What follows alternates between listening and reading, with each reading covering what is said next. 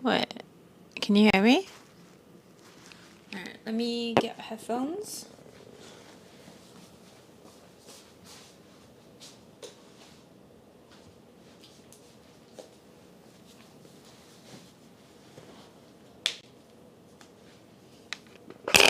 Ah, shit.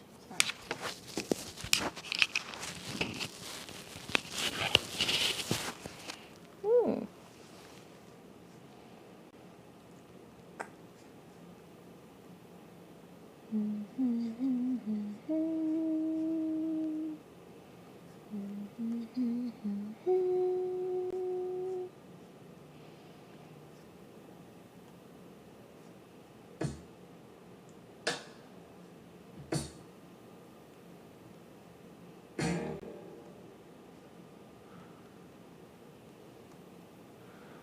Connecting Bluetooth.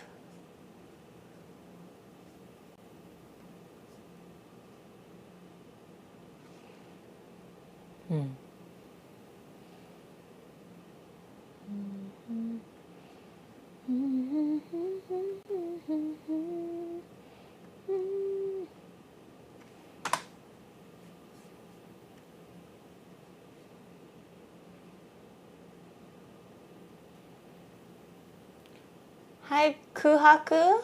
Hello. Hi, James. Hi, Aki. Hi, David. Hi, Mist. Hi, Salty Nuts.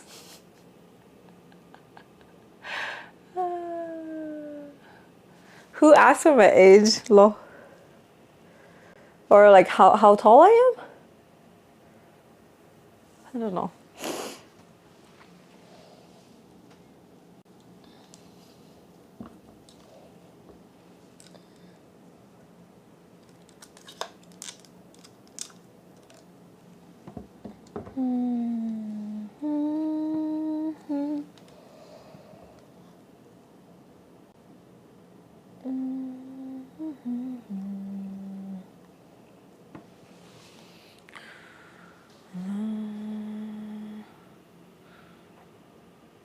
Too low.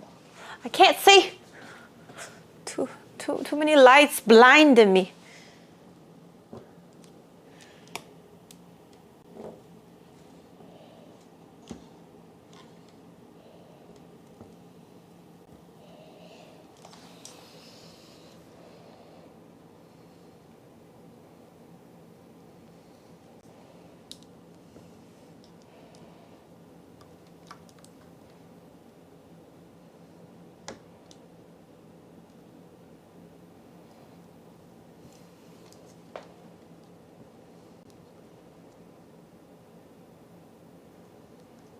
Wait, I think that's good. Oh.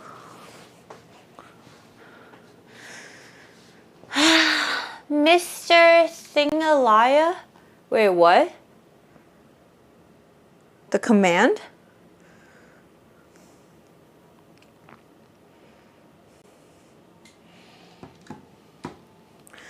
How are you guys?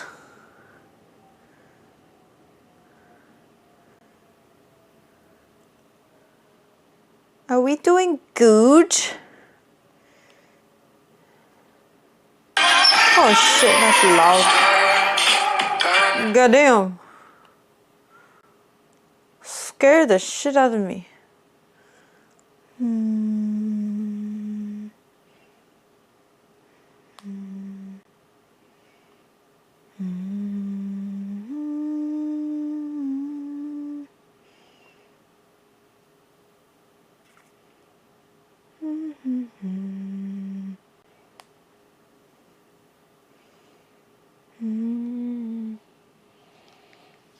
Hi, Kevin.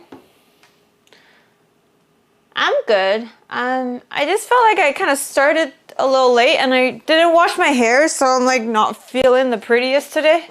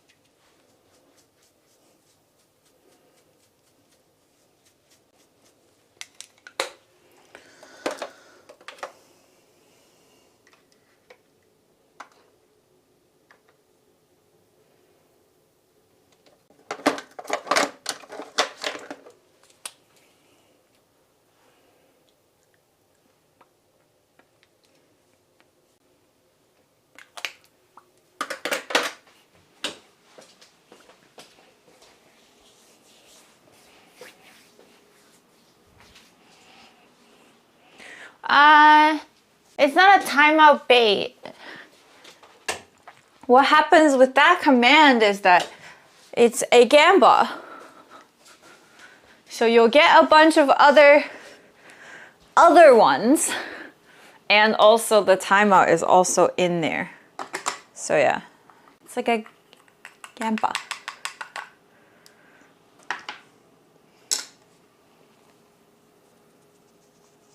Let me just make myself less greasy real quick. So my eczema is back.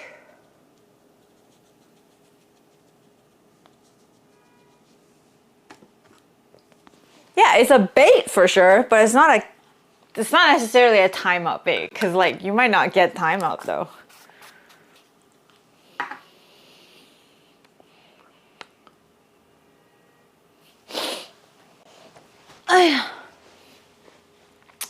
I need to order food because I don't have food at home.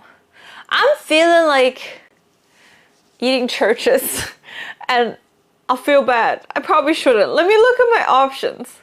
What did you guys eat for dinner?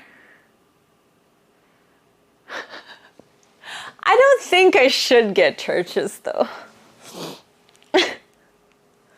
Taco Bell? Pizza? I don't feel like pizza. I can't have beef.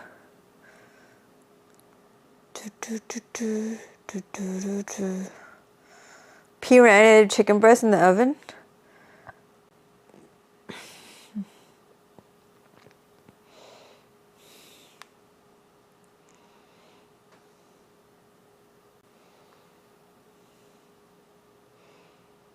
Wait, there's Wingstop now? We have Wingstop now. Oh. Jacob! Thank you. I don't want to eat Taco Bell though. You don't even want to eat Taco Bell.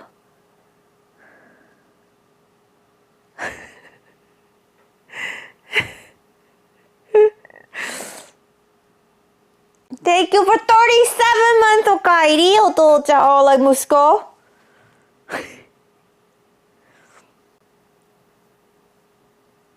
I honestly am feeling like churches though. Hi, Robson.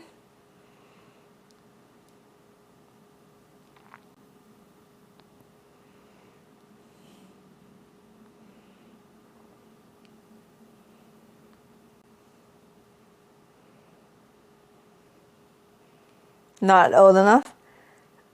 Yo, you asked me not to call you Oto-chan.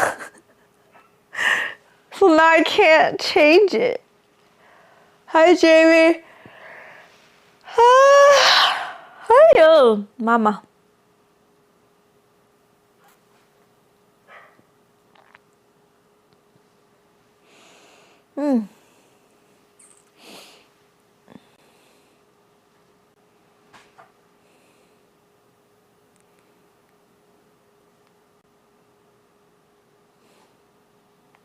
Oh, there's still this place called Tokyo Hot Fried Chicken. That place was good. But I remember they had spicy. I can't have spicy. I don't remember.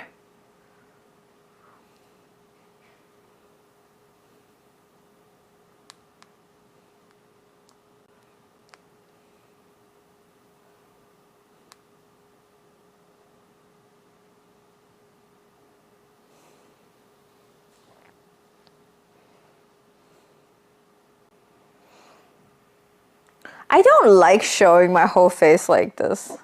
Like, this is making me incredibly insecure. Even if I had these like really cute things on it, I'm still like, bleh.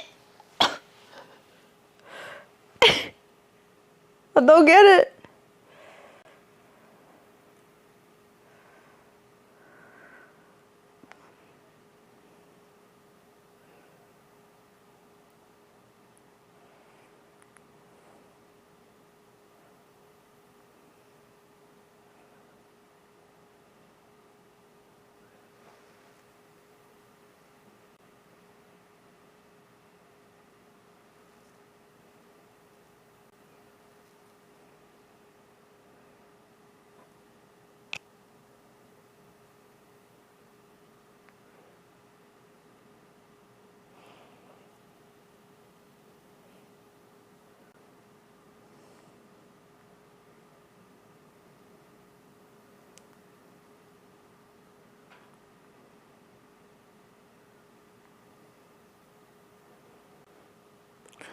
What did you guys eat for dinner? Give me more inspiration, guys. More inspiration.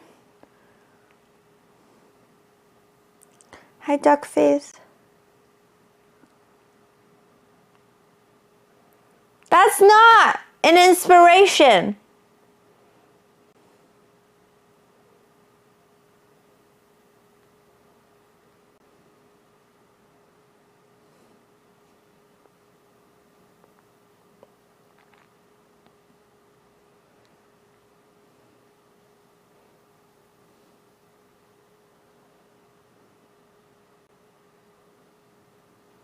What are you gonna have for dinner, Jacob? I bet it's not Taco Bell. I bet it's not that.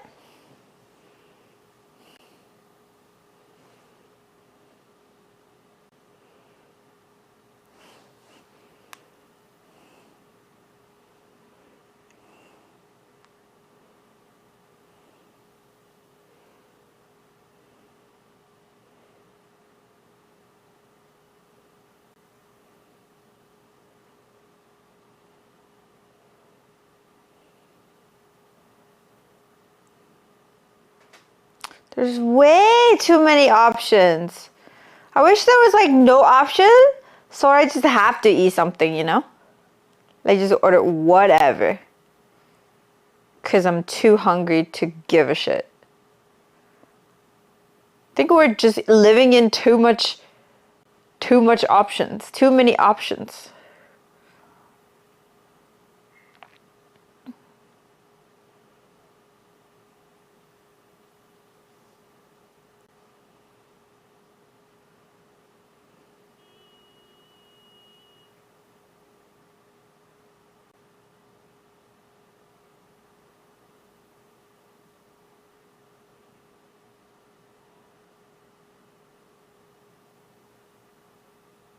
Dave's hot chicken. Ooh.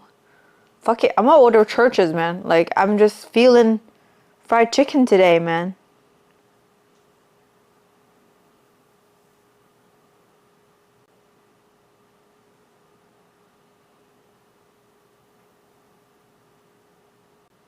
What are you hot pot?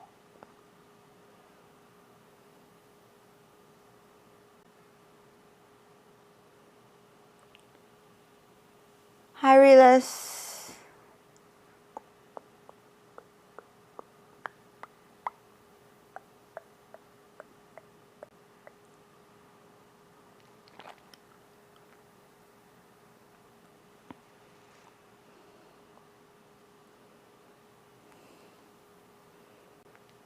So many options. First world problems. Hi, Derek. That's the problem I got right now.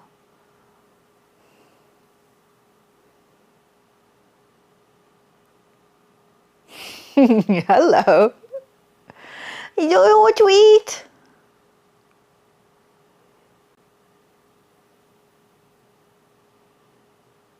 What's new? Nothing.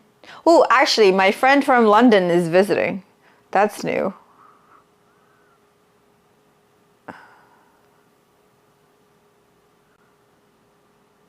And I realized in Toronto, you can just buy mushroom in a store. Like, not food mushroom, but like magic mushrooms. Did you know that? Did you know that? Like the you know? Yeah, you could just go walk into a store and buy them. Which I did that yesterday. I don't know how they're not shut down because it's still a controlled substance.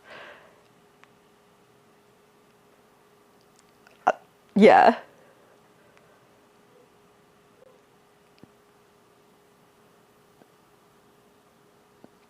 I will not be talking about that on stream. I'm just stating a fact that you could purchase them.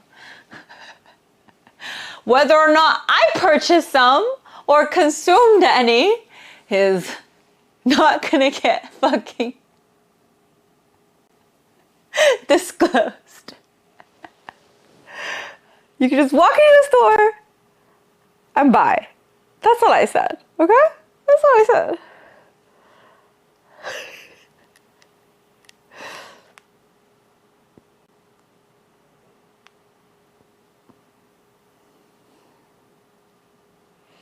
Anyway, hey, I did not say. I want churches! Okay, I'm gonna order churches because I honestly can't think of anything I want to eat more right now. So that's what I'm gonna order.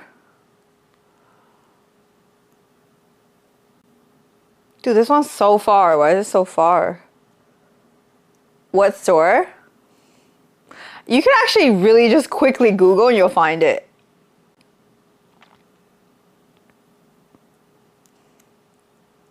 Hi, Toasty. What's for dinner? And gonna get Church's fried chicken.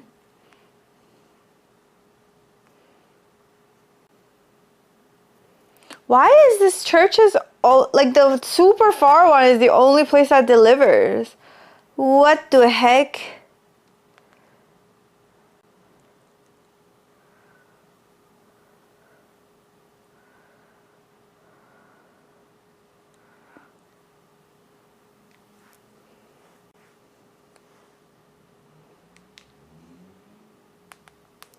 Let me try DoorDash.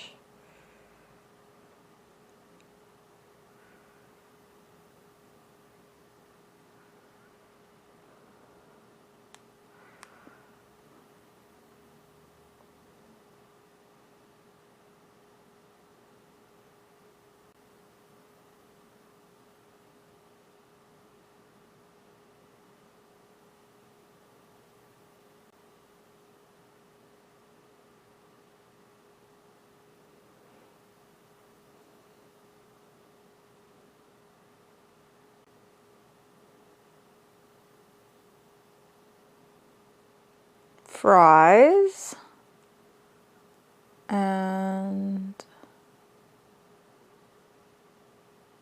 fried okra. Ooh.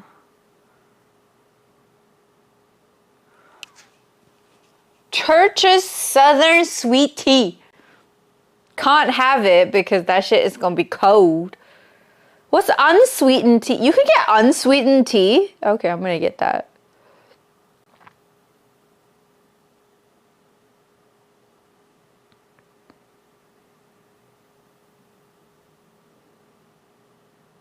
Oh, wait a minute. Dude, I am not in...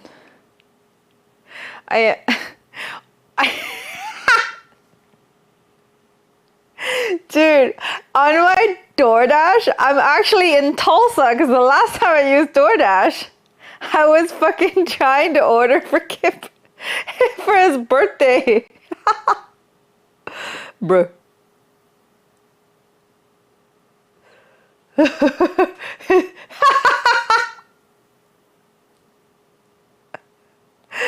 Oh god. I was like, why does it say US? I'm just like confused, you know? Hi Simon, I made pierogies with onion, bacon, cheese, and a little sour cream for dinner. Ooh. Isn't that also cold? Which, sweet tea? I don't know. Well, like I can, if it's unsweetened, I can have it when it's room temperature, you know? But if it's sweetened, it's gonna be too sweet.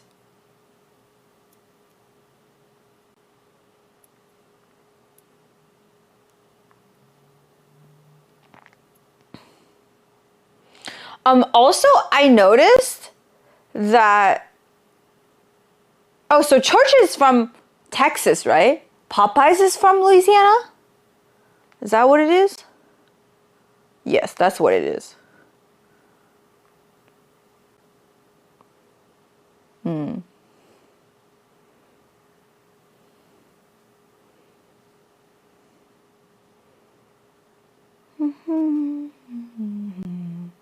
Okay, DoorDash doesn't have it. So I literally just have to Uber Eats from super far.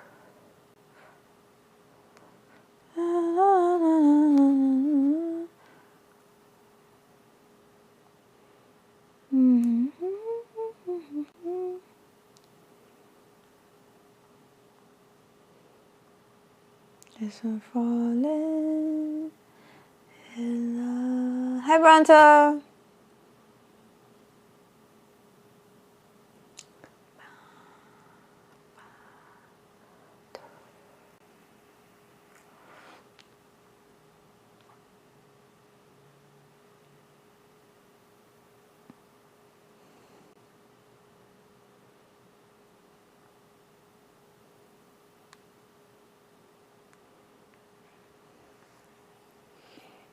That's even further. The hell?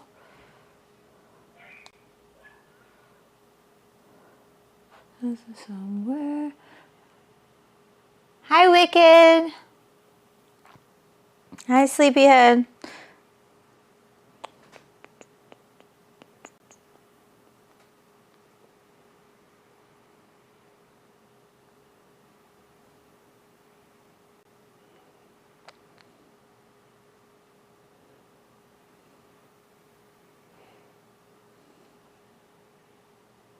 There is buy one get one free for 300 honey butter biscuits. That means like that's 6 of them. I don't want it. That's too many. Too many.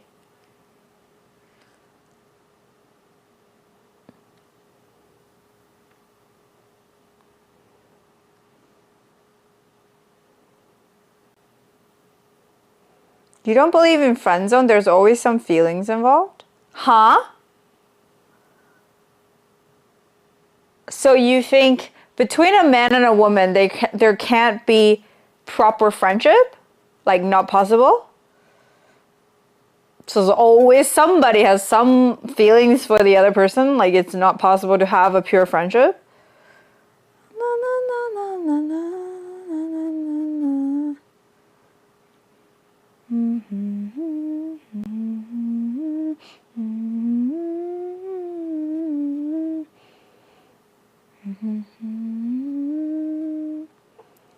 In love.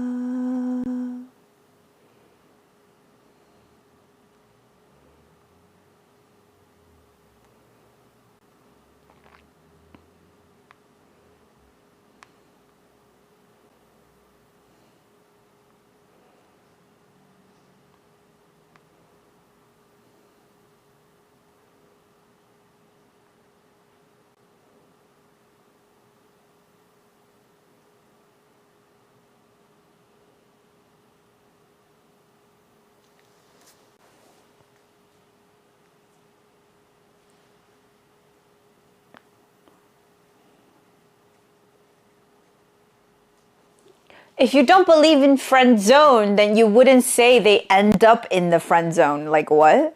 I don't believe friend zone is a place that exists.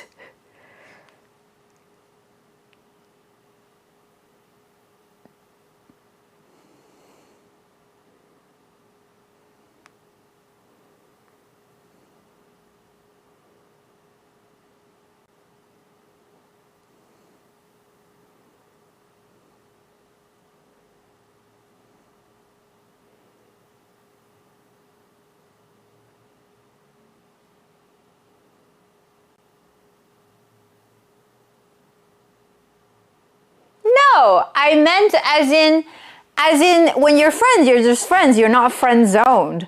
It's not like you spawn in one place and then you end up in another place and you get placed in another place. Like, of course you can have a friend, but like it's not because it's when you have a friend that's a guy, like when I have a friend that's a guy, I didn't place them in the friend zone. It's not like they spawn in the fuck zone and then I place them in the friend zone. It's not an actual geographic thing that you can map out. Like you just, you know, like I think people having this duality is what makes female and male interaction very difficult. Hi Mousetrap, what's up? Hi Kenny. Dinner is Church's chicken. Mm-hmm.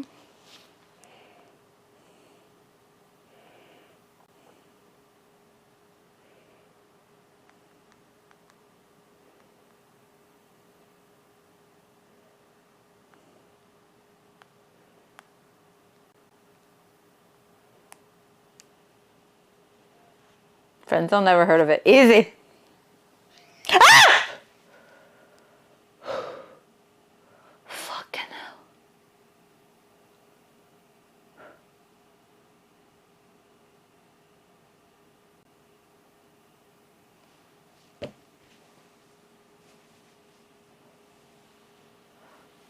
Taking your side of the logic, but a female always decide upfront whether a guy is a boyfriend material? No, that's not what I mean. I'm just meaning there's no duality. Like, human interactions can be natural and then flow very, very, like, without the restriction of one or the other. Like, people say friend zone, I think, oh, this guy is friend zone. How do I get out of the friend zone? Like no. The fuck? Like, it's not like I see you. It's not like I see you and I was like, okay, this guy is to fuck and this guy is to befriend. Like, what? That's not the duality of things. I don't know you. I see you. I don't know you. Until I get to know you, I can't make that decision. And that takes a long time. But then obviously there are some people that I'm just like, okay, that's definitely not gonna work because like there are things about them that I'm definitely not wanting to fuck them, possibly. But I might like consider being friends with them after I get to know them. But then still, like, you still need to get to know the person.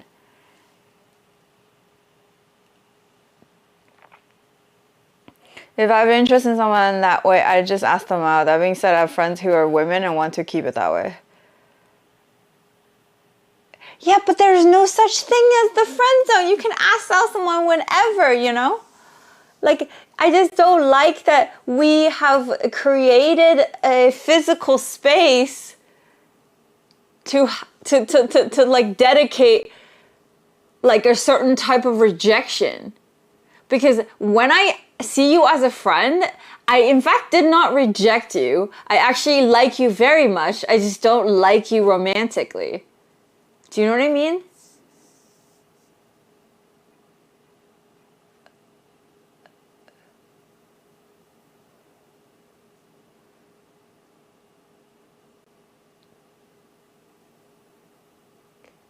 Hi, Iris. Well, I know it's not a physical space, because all we're talking about is not tangible. But I don't like geographically we kind of map out this thing where like this is where I'm gonna put you and this is where I'm gonna put you. No, that's not how that works. Every single human interaction between two different people are very different. Like, even if you have two friends, they're not the same kind of friends. Do you know what I mean? Like, there are friends that you hang out with, that you drink with, and there are friends that you only talk to, that you don't drink together. There are friends that you only play games together. Or there are friends that you do all of those things together. Like, not all friendships are equal either. So, I just really don't like that if you don't want to fuck me, you friend-zoned me. As if it's a bad thing. You know? Hi, Wolfpack. I don't know why that message just sounds condescending as fuck. Happy streaming. Keep your grind up. Like, is that condescending? Or am I just being overly sensitive?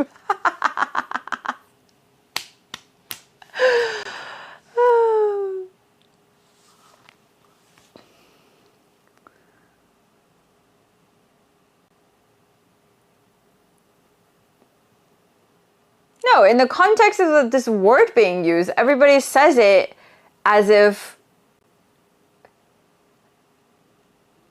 like, oh, like, I'm trying to get out of the friend zone, like as if it's a situation, it's a distance that you need to go, or it's like a certain kind of manipulation you can do so that the girl that's not interested in you romantically can change their mind. Like, that's not very, you know, that's a very shitty thing.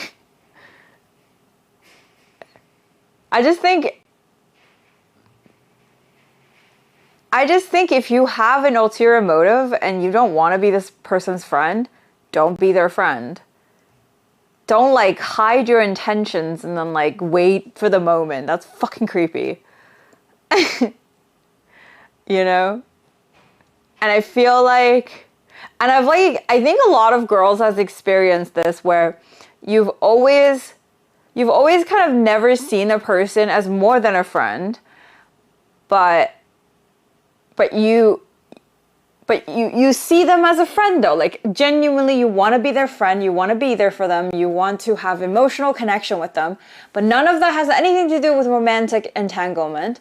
At no point you express your sexual interest, and you emotionally support them and everything, but they mistake that as like romance or like, you know, like a different kind of intimacy, and then they turn it around on you and they say stuff like, are we ever gonna get together? If not, why am I wasting my time? So like, meaning what you've kind of been, like the emotional connection you've built as a friend is all fake.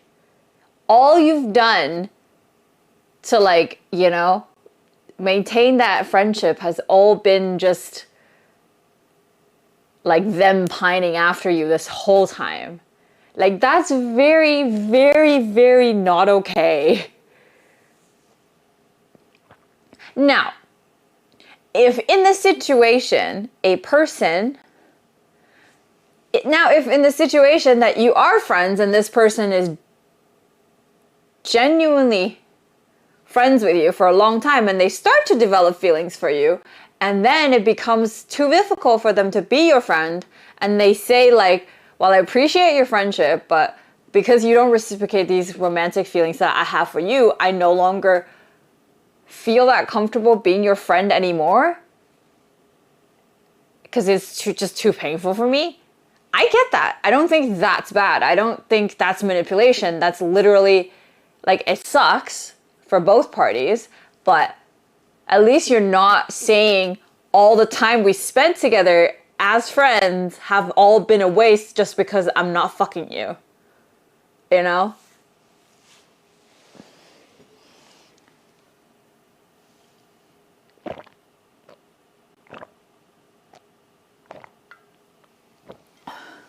Because that's another kind of like ultimatum almost, right? Like, oh yeah, if you don't ever consider fucking me, I don't want to be your friend either. And then I'm just basically, you're dumping me as a friend because I don't want to fuck you. And say like we've been friends for like 5 years. Yeah. And then you've never said anything, and I've never expressed interest, and all of a sudden you spring that shit on me and it's like, oh yeah, you know, like we've done all these things, and then like I thought you was into me and you're not, right? You're not, and now like if you are never gonna be into me, I don't want to be your friend anymore. Like, what the fuck? So yeah, I think the whole concept of friend zone has been created by very toxic people trying to manipulate. I'm not saying most people are being toxic to utilize this concept. I just want to point out the fact that this concept in itself is a little bit toxic. Doesn't help anyone. And yeah.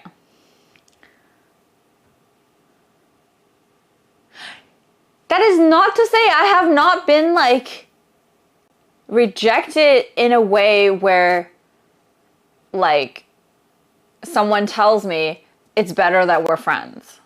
Like, it's happened to me. And it sucks. And it's up to me to decide if I want to be friends or not. Right? And this is also after I've already been intimate with someone. So that sucks even more.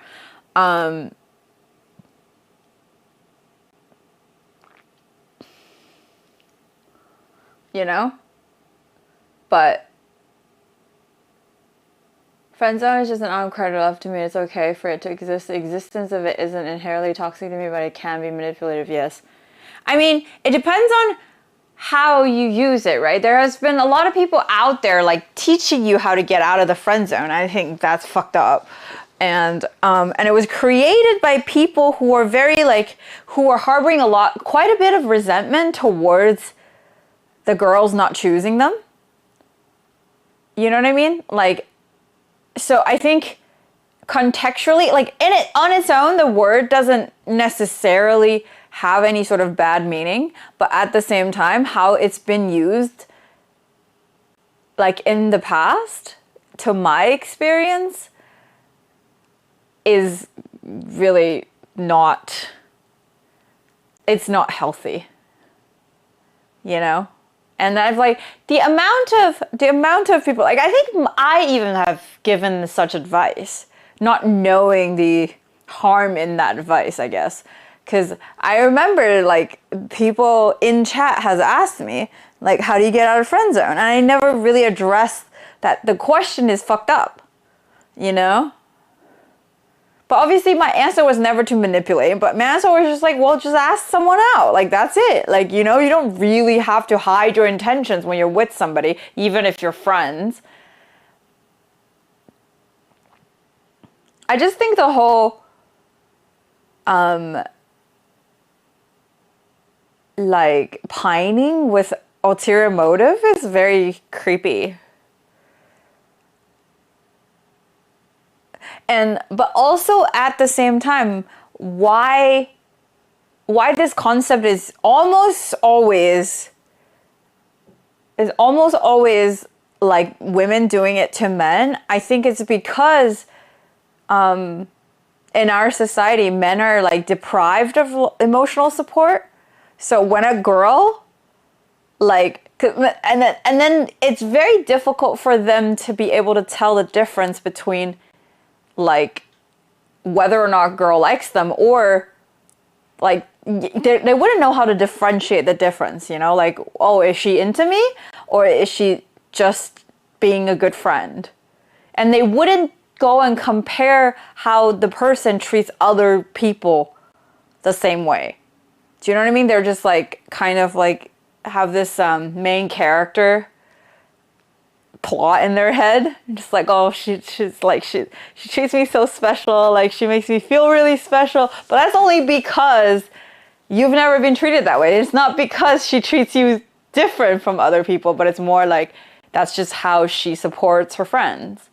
And you see it as like, I've never been supported by other people like that, and then if someone makes me feel this way, they must be, you know,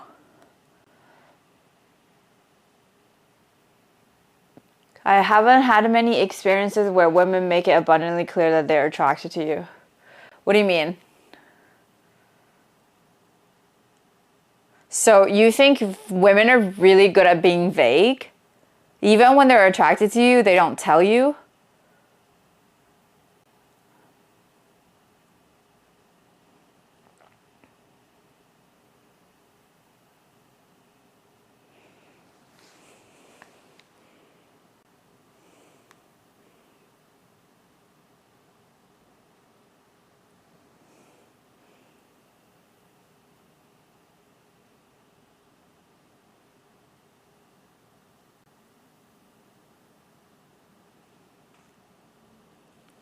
As in, it makes sense to me a lot that men mistake what you're referring to.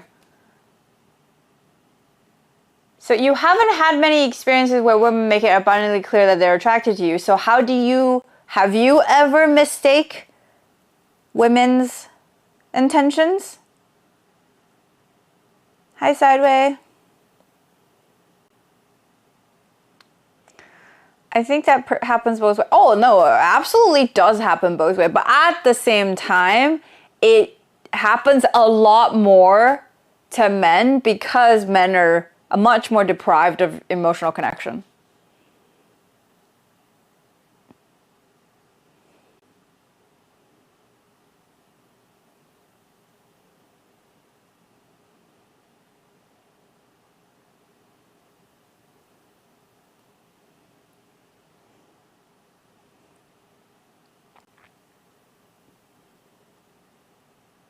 Do you think this is just a Western problem?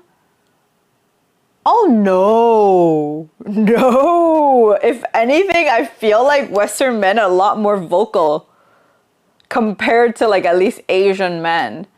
Because I don't have any much knowledge about like other cultures, but I definitely feel like Asian men, especially the ones from like previous generations, they're even less in touch with their fucking emotions and they feel less supported. Yeah. Hi Brent, what's up?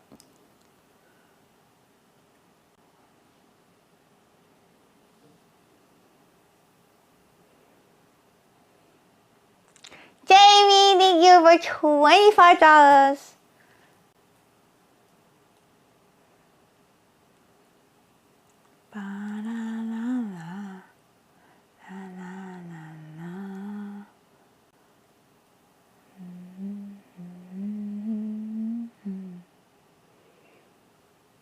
What does it mean to not be in touch with your emotions? Wait, isn't that... What do you mean, what does it mean? Like you can't express how you feel, don't know how to describe how you feel like you have no one to turn to when you feel emotional, or feel like you're not manly enough if you were to cry. All of that. Can't emote, basically. Either from lack of capacity, scared of rejection, or just lack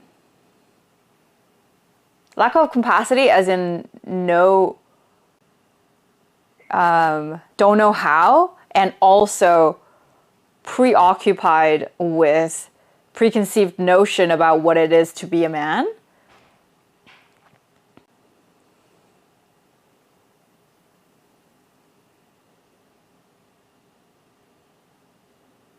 No, I gave you like fucking 5 examples of what does it mean about emotion. And you just caught the last one? I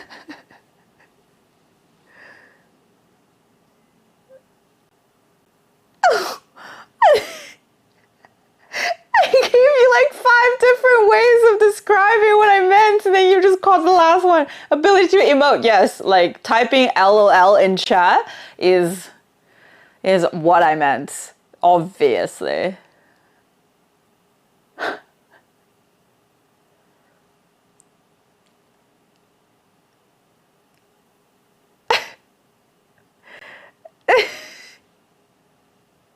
Like what? Why?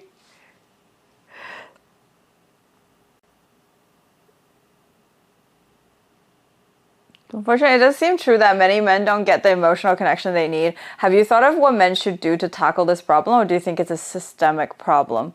It's definitely a systemic problem.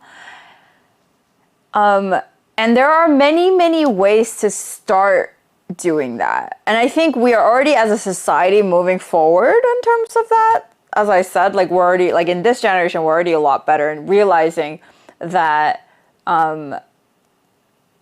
like kind of sweeping it under the rug is not the way to go, and then being emotionally unavailable doesn't make you a good partner, and all of that is pushing men towards wanting to be more expressive with their emotions, wanting to connect better. I think journaling is a very good way. Obviously therapy. But I think most importantly is to unlearn all the things you thought what it meant to be a man. Because as a person, you have divine masculinity in you and you have divine femininity, but like men tend to have a lot more divine masculinity and women have a lot more, like, and then we feel a lot more comfortable in our divine whatever sexuality we're in. And when you don't need to be taught what it means to be in your divine masculinity. You will feel good. you know, but we are taught, growing up, we're taught about so many different definitions of what it is, what it's like to be a man, that you are subscribing a lot more to those definitions than how it feels to be masculine.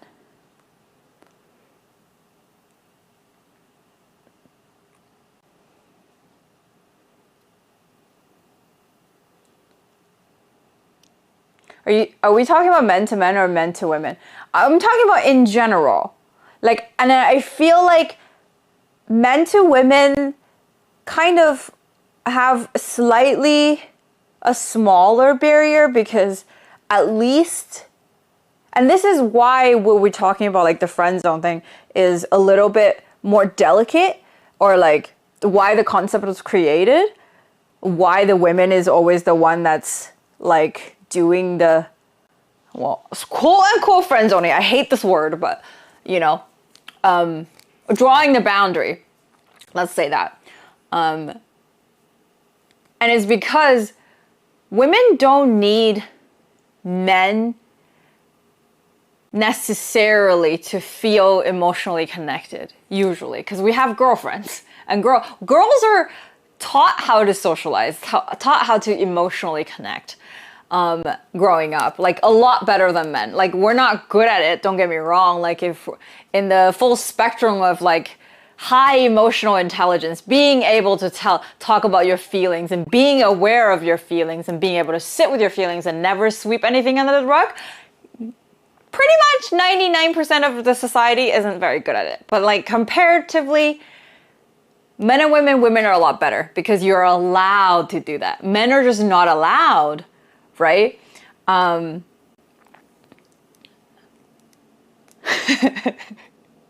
I need to talk really fast, otherwise I lose my train of thought, because I just lost it. Let me see. And then, so men to women, you start to have like slowly less of a barrier, slightly, because at least you're not faced with two people that don't know how to communicate equally. Do you know what I mean? Like, women are slightly better. So like, women kind of always been tasked with teaching men how to walk out of their shell and then be able to connect and all of that, all of those things. The unfortunate part, I really need to talk fast. Like, I keep thinking, like, oh, it's like, oh, I forget what my point was. These are not well thought out, man.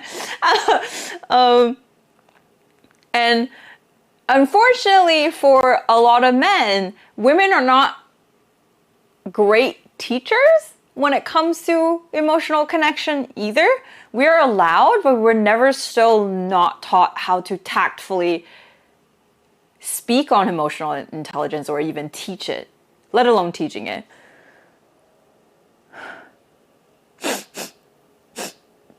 I need to sneeze, but I can't. Fuck, that's the worst feeling. But yeah, I think I answered your question. I've been drawing a lot lately. My therapist made it a point to start bring her my drawings, and turns out I'm leaving a lot of things on the paper that I'm aware of. Yes, and the thing is, the reason I recommend journaling is the fact that even if you just literally say, I had a good day, I had a shit day, this happened, that happened. If you just allow yourself to keep going, or even if you just like voice memo yourself and just talk to yourself about things, you are effectively sitting with some emotions. It's not the most effective way if you don't learn some techniques on how to like emote properly. And I don't mean like emotes on Twitch. I mean like actual sitting with your emotions and then being able to accurately place what they are and where they are and how they came about.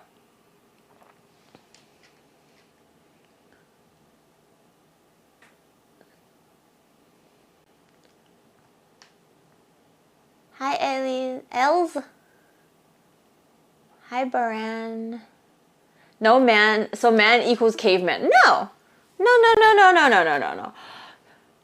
I think if anything, cavemen knew how to be in their divine masculinity without being taught, because the social structure back then was very, very simple. Like, we don't need to teach people the hierarchy or how like the distribution of labor and how everything worked.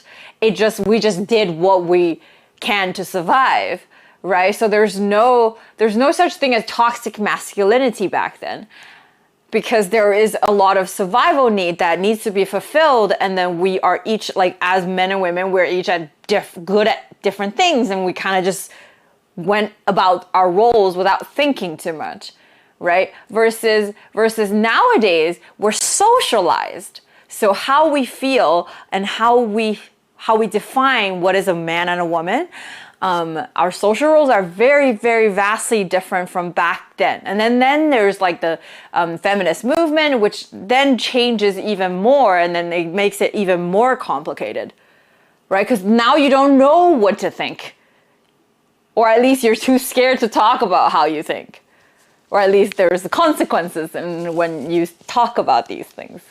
The reason I ask is because I mostly express really hard on bad stuff with males. I don't really share those things with women. Certain things are just better expressed if someone tends to encounter it more from an emotional standpoint. So you express with guys, right? Like these things that you feel like they can relate to.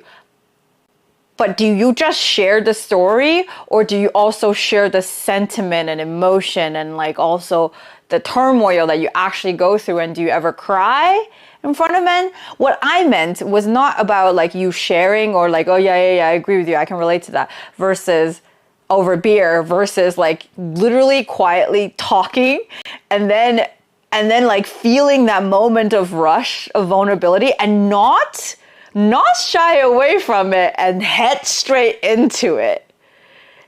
And that's the part men are bad at. I think most people are bad at it. Don't even get me wrong. I think most people are bad at it, but women tend to be slightly better at it.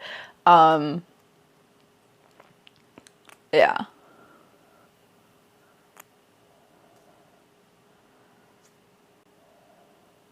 In terms of friendzone stuff, I think part of the issue is that women never expected to be the first to show attraction, so men are required to have confidence to potentially put one of their opportunities for emotional connection on the line in order to act on their feelings of attraction. The reason it's mainly females friendzoning male is because of that expectation.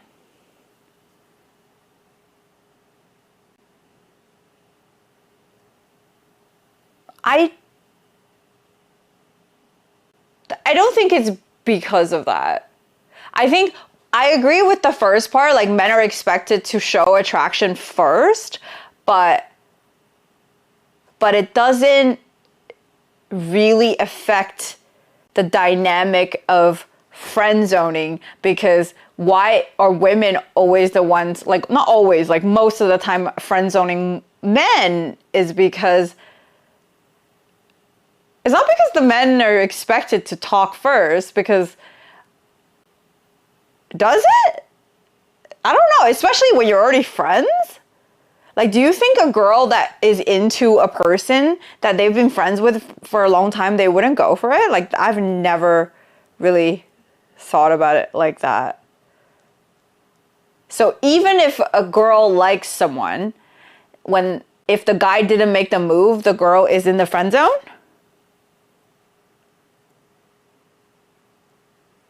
Or like the girl is effectively putting them in the friend zone? Yes, I've cried in front of men and men have cried in front of me. This is done in private, of course, but I like to think that this happens often but isn't talked about or shared with ladies. I'm talking about your true friend if you're a guy. No, like what I just said is like, say, okay, so I'm this person that, say I like a boy that's called William, right?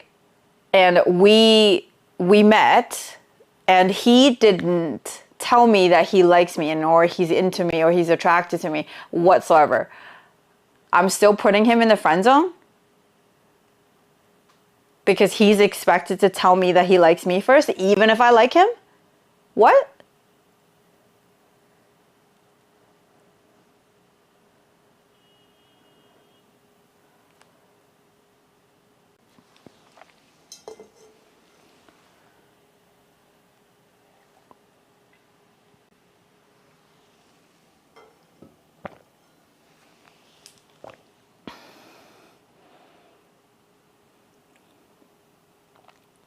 I don't get it.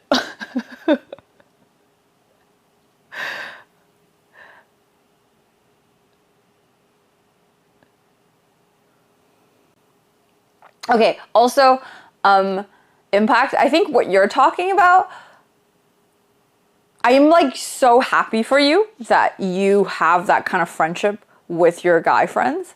But to my experience, honestly, most men I know don't talk to each other about very emotional things, and they certainly don't fucking cry together. Like, I know you think it's because I'm a woman, they wouldn't tell me, but even like as a coach, like my clients have told me that they never cry in front of guys, like especially never guys. And obviously my sample is not huge, don't get me wrong, but then also even my gay friends, they find it easier to share with a girl than they do with a guy. Yeah, and then like most of my guy friends have literally told me like there is no way like I would ever share any of this with my guy friends. See? So that's like, I think I'm very, very fucking excited and happy for you that you have that kind of support in your guy friends. Like that's great. But that is not the average experience of a guy.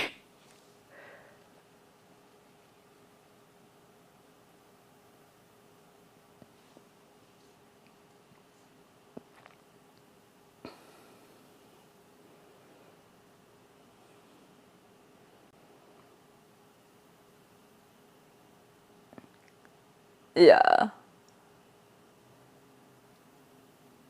Hi, Gio. Oh, I see what you mean. But like, I don't think that has anything to do with the friend zone though, Sean. What I meant as, I think we are defining friend zone differently, which is like most of the time you and I have any sort of contention on has been the fact that we didn't see the definition the same way. Cried in front of one of my homies once, his response was, so we're drinking today, huh? Yeah, like, it's like, guys deflect when it comes to vulnerability. And I see it in like people I've dated. I see it in my gay friends, in my straight guy friends.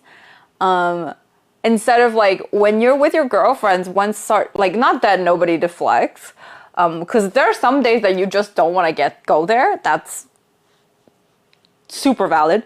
But yeah, like with girlfriends, you're a lot more likely, like in myself included, to just head on and embrace the vulnerability. You know? Because you don't get that chance like when you have a heart to heart with a friend, like really seize the opportunity to, you know, to like embrace your vulnerability.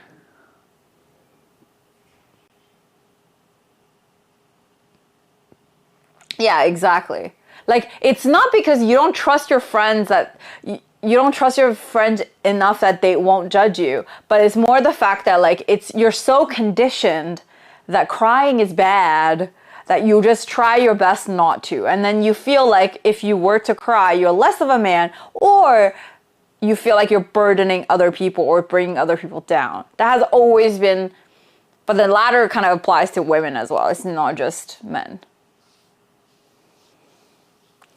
Hi, Waffles. Where's my chicken?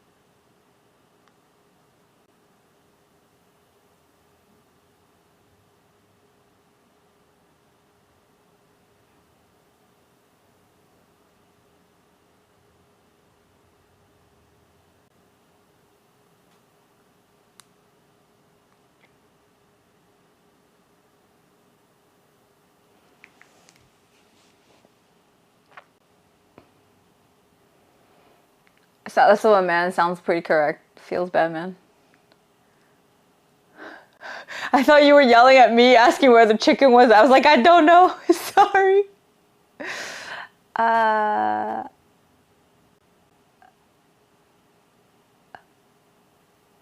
Good morning. I don't remember the last time I cried openly in front of someone. Not even the person you've dated? That's understandable. I know there are fellow men that have a difficult time finding an outlet. I opened up to it more. I even cried watching manly things, quote unquote, like war movies when a comrade or brother to another man dies. Oh. Hi, Code Seals. I posted? Or is it like my title for the stream or like my Instagram?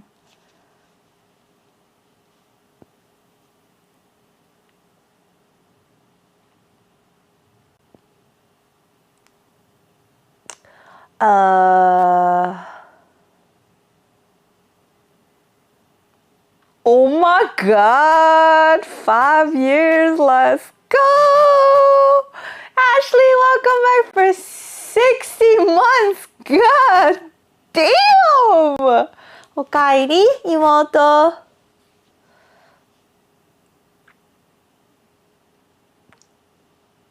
Thank you.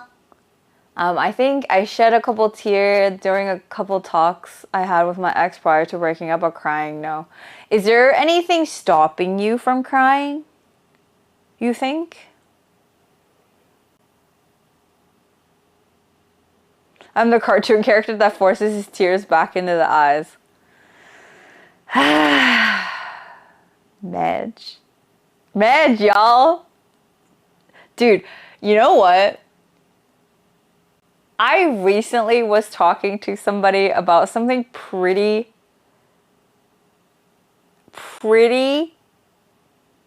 like emotional for them, and it was about a relative that passed away.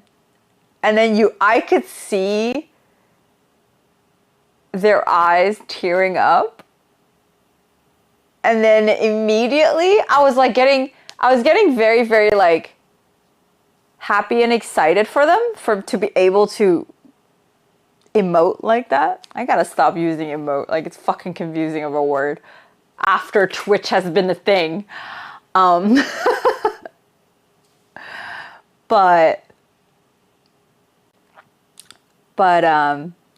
then they were like,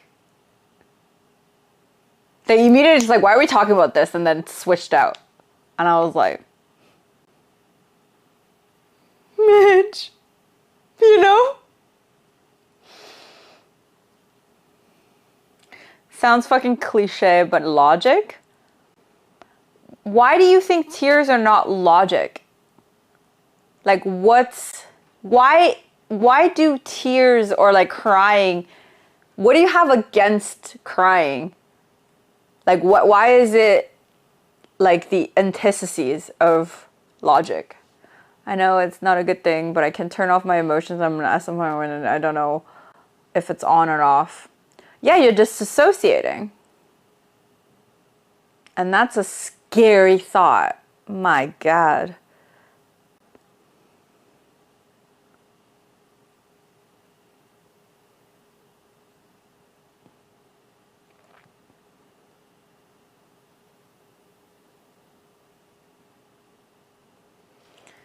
Instead of feeling, I was focused on thinking of solutions. Very me.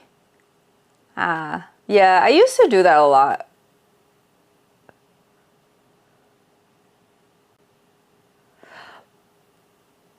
I feel like when I rely a lot on reason and logic and like problem solving,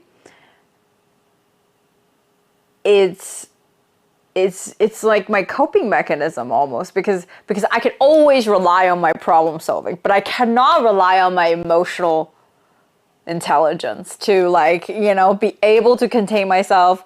And then it just feels like it's too painful, or like I wouldn't be able to, like, they're gonna think I'm fucking nuts if I started crying right now. Like, all of that. Like, I have all of that.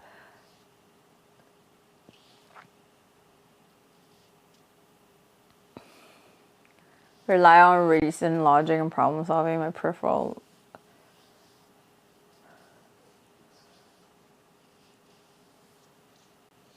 Yeah. No, it's not a conscious decision. It's not a conscious decision, but it's always been how you've, you know, but it's always been how you've coped and how you've chose to, it's like almost like this automated like switch that you have, right? That's more comforting than crying to me though. But that's because you haven't used the crying and then see how you would feel after you're done crying. You don't give yourself that chance to try. So logically, you don't know. You just think crying in itself is not comforting. But then after you cry, it might not be comforting just yet, but like it'll be long-term good. You know? And being able to cry in front of a person, the person shares in that experience, and that could be a lot more profound than doing it by yourself as well.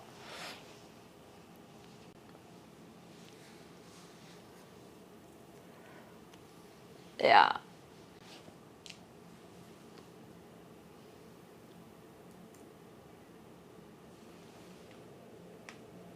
Reapply makeup?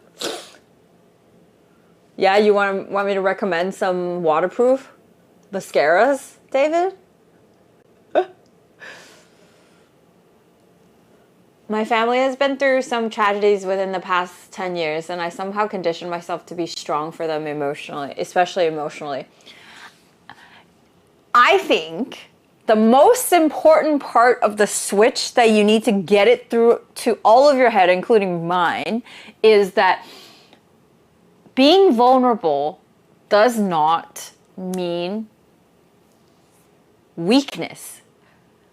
If anything, being able to express your feelings and being able to cry, to share your feelings and share those feelings with the people that you're intimate with, albeit your family, your friends, your partner. This is all very important. This is being strong for them. Letting them know that it's okay to feel sad. Letting them know it's okay to share their feelings, because that's how you move forward. That's how you help each other move forward, instead of feeling like, oh, because when you don't do it, other people also feel like they can't do it. Even though you might see someone cry, but if you were able to cry, maybe they wouldn't have to hold back their tears as much either. You know what I mean? Like seeing someone cry once versus like, you don't know they're not holding back. Do you know what I mean? Like maybe they wanted to cry like 4 times and they stopped themselves, and there's like one time they couldn't stop themselves. Do you know what I mean? Like, so being open, and then don't judge yourself so that you are also not judging other people for doing it. And we would say that, oh, I never judge other people for crying. No. When you say that, your judgment is always casted on to other people as well. If you judge yourself, you will judge other people. You just don't judge them as harshly as you judge yourself. So you're effectively kind of creating this like vulnerability hostile environment for everybody by thinking that not being vulnerable is strength. Okay, slay.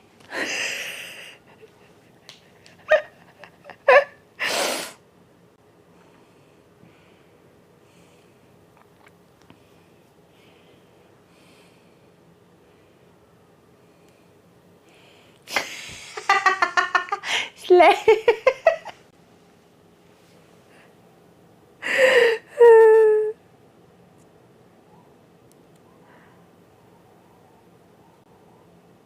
Where's my chicken?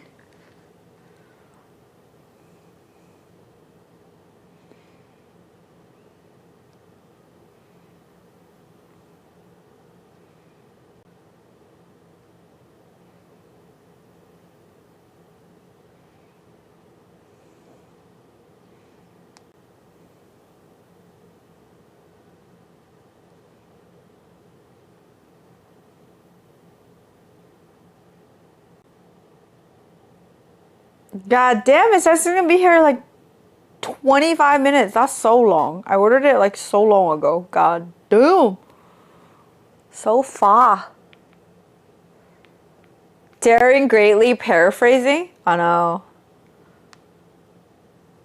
Power of vulnerability is very, very, very, very, very, very, very strong. What I'm hearing is be a little bitch sometimes. It's nice. It is. Be a little bitch sometimes. It's nice. What did you even get? I got churches!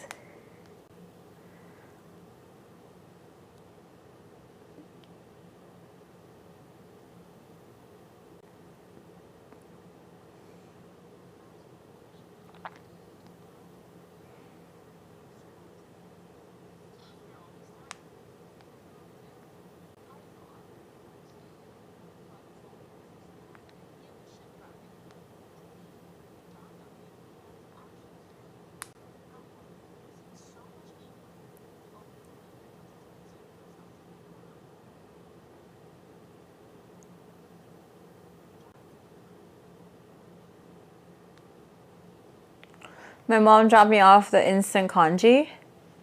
Wait, what's instant kanji? What did I order? I ordered 4 pieces of chicken combo. So it has 1 piece of honey butter biscuits and then a drink. Obviously, we're not going to drink. And then the fries. Yes, bitch! Can we not? What the fuck? Why are we all talking like this now?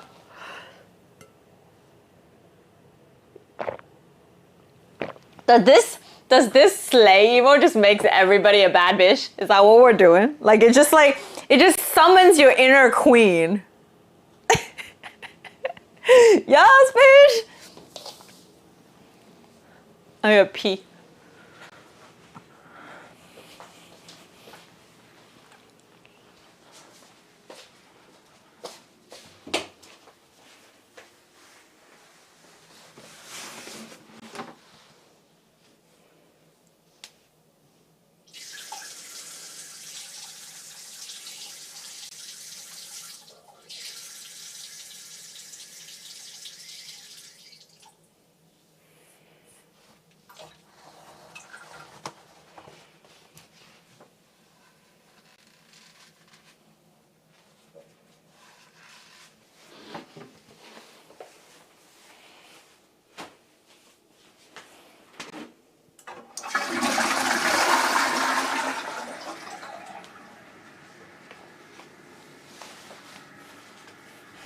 I'm so hungry. Oh shit, I fucking had my mic.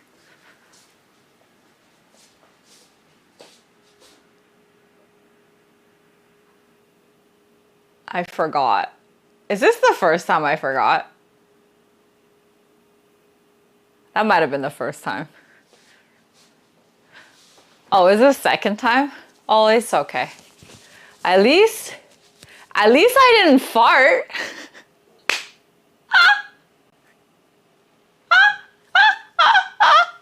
At least I didn't just like, like shit.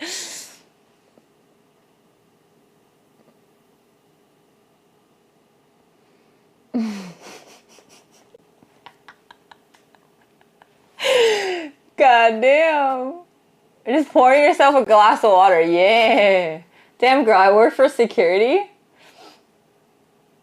And I'm tired of having to hold in my farts after my lunch break at Target because there are too many pretty girls around. Dude, Target is like breathing ground for like all the hot yoga moms, man.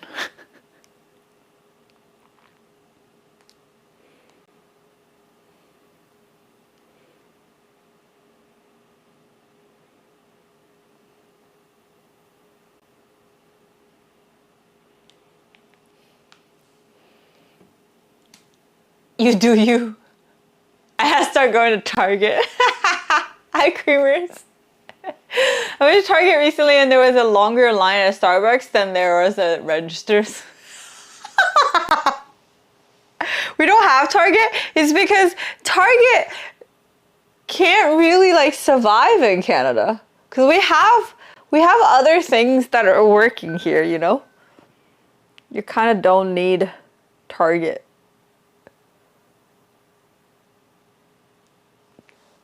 Yeah. Wait, is Nordstrom leaving too?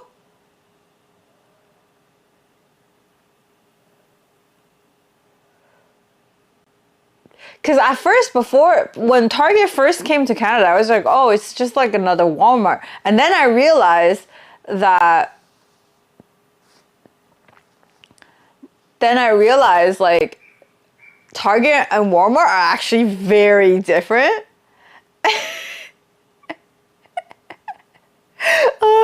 But like the thing is, the Walmart here isn't nearly as sad as the ones in the US.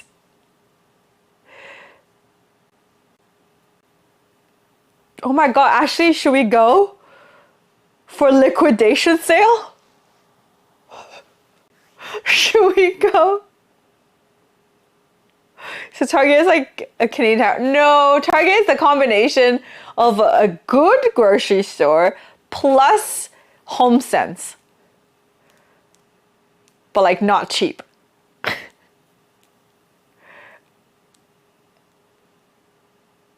Yeah. Yeah.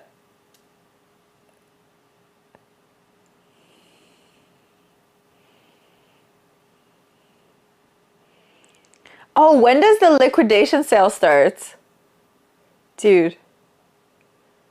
I wanna go! Want to go!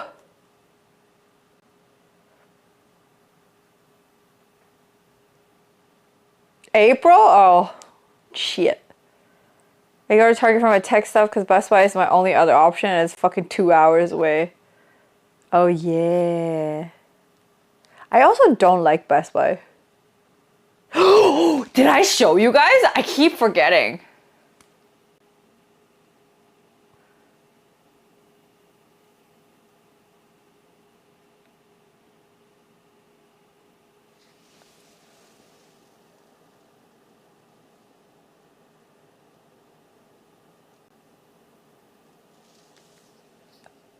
It's here! Damn! Slay!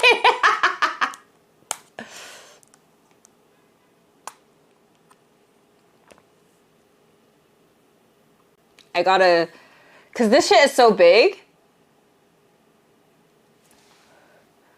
And I got a stand for it. So it can like stand like this. And also this. And then also like this. Which is nice. You know? Because I ain't never holding it in bed. Because this shit is gonna fall on my face and I'm not down. I got it on a payment plan. Okay, so I don't know if I told you guys, like, so Afterpay was like a pain in the ass. They wanted me to like send them like some sort of like to prove that I am me. And that, like, I need to just send them my immigration papers. Like, shit, I shit you not, that was crazy. The amount of ID they wanted, I sent in 4 pieces of ID, and then I need to send in all the pieces of ID with my face next to it. I was thinking, and my social insurance number, and I was thinking to myself that if this wasn't Afterpay, this person can steal my identity like it's fucking butter. Like, you know, like so smooth. Like he can just fucking steal my identity so fast. I checked like so many times. Like, so it was like, oh, it wasn't Afterpay, it was PayBright. Never mind. And then what's funny is like I bought this iPhone on PayBright. And I don't know why the second time I use it, they needed me to prove myself so many more times. And they had to get back to me in like via email and everything. It's not just like, oh, this is done like so quickly. Because the first time I used it, I just needed to input a bunch of things and it's immediately approved.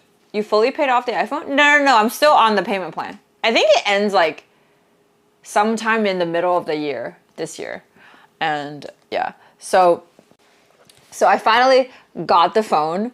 They said it's not gonna get here for like, they're not gonna ship it until like end of March, but it got here already. I was so happy. Ah! Too bad the only baby blue is from Samsung. Oh, I could have ordered that, but I just wanted the cream. Cause it's pretty.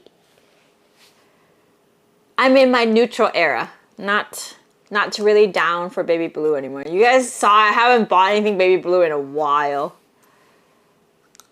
Yeah. So pretty! And it's so big! It's huge. The front camera is fucking amazing. Yeah. And I've already tested lyrics on it. It's so good. It's so good. Like, you can see my pores from the front camera if you have good enough lighting. Let me see. Let me just show you really quickly what I look like.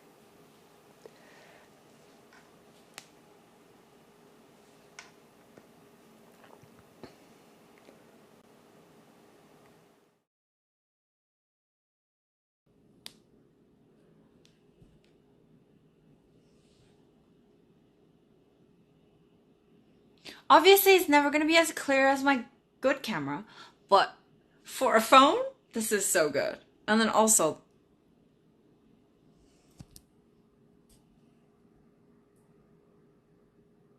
that's so clear.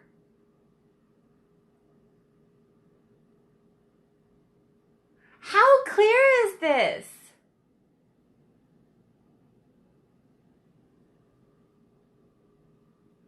How clear is this?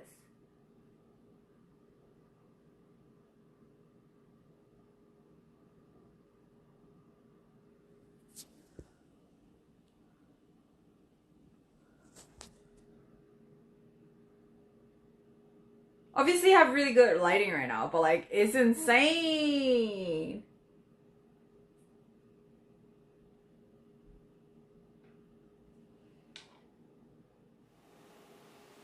Yeah, so I'm definitely happy about this phone. But I'm not happy that it's so huge though. I wish the S23, not the Ultra, had these cameras. So I didn't have to get this big ass phone because I don't need it. I don't really want this big of a phone. But yeah. Director's mode? What's that? Oh, in the camera function? Yeah, I haven't tried to film with it yet. I will see how it fares with my older iPhone. But I still think in terms of in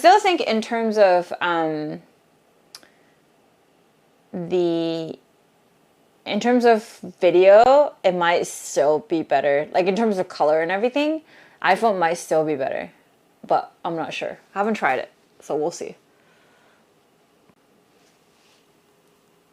Mm.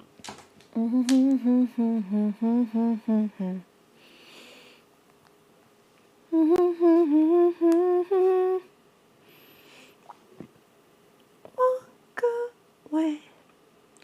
I'm like a life. Use it for streaming? How do you use it for streaming? Director's mode? How do you use director's mode for streaming? What app do they use? Run around.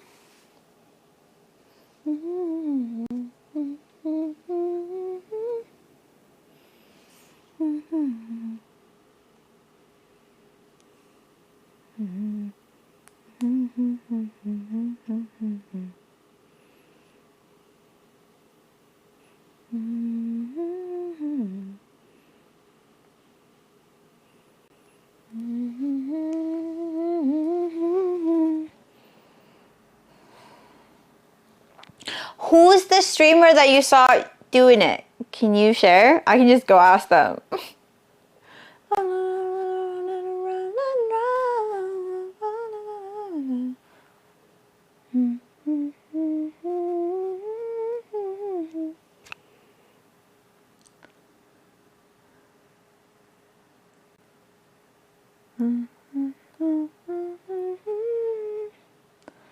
But yeah, I'm excited to stream with this. I think it'll be great. I have put my Google Fi SIM card in here. I actually might use Google Fi in China. Mostly because with Google Fi, I can read chat without VPN. Then I wouldn't get a disconnection, you know what I mean? But I think Google Fi is only 3G in China though, which might be an issue. Might be an issue.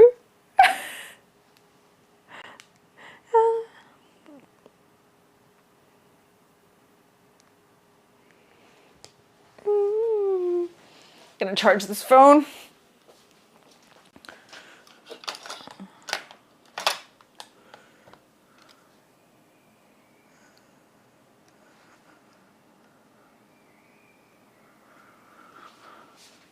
And this Samsung works on my wireless charger still. But because how big the phone is and how thick my case is, I have to put it sideways to charge.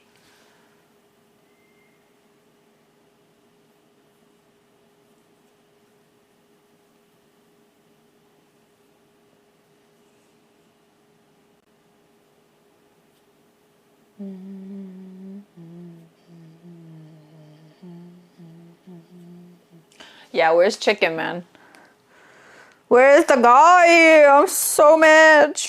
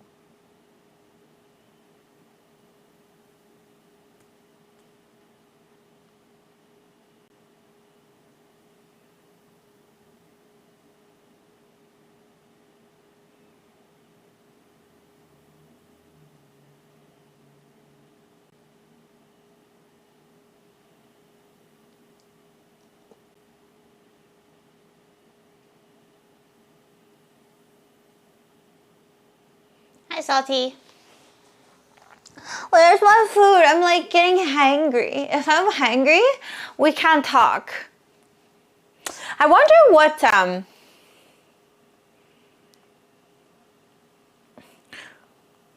does Reddit have to offer this week?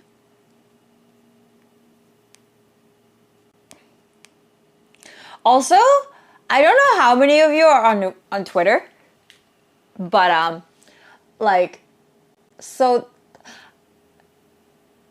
I try to understand the drama between Hailey Bieber and Selena Gomez, but I just don't get it. I just don't get it. I just don't get it. Like, I don't know why when like the video that she deleted,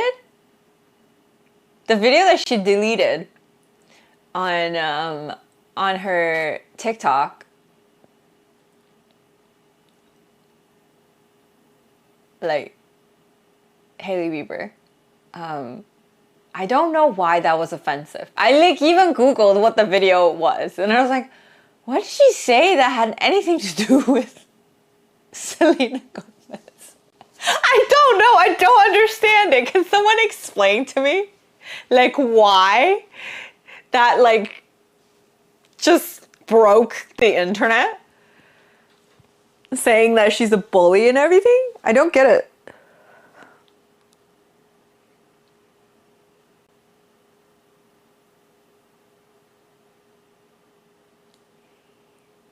I'm good. Haley cringe. I mean, it's cringy.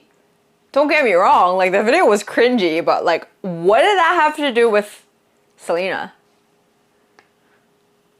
Where the hell is my chicken? I'm fucking getting angry. Oh, he's downstairs now. Think fuck.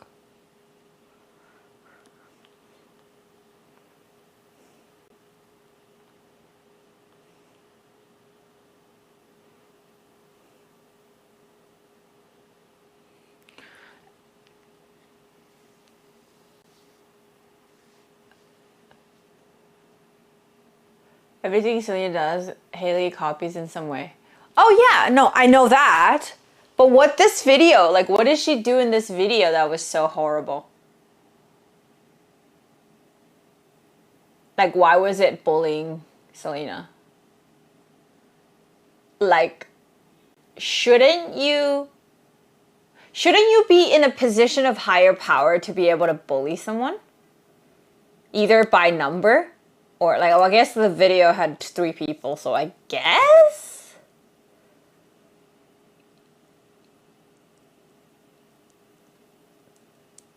Yeah, I don't know, man.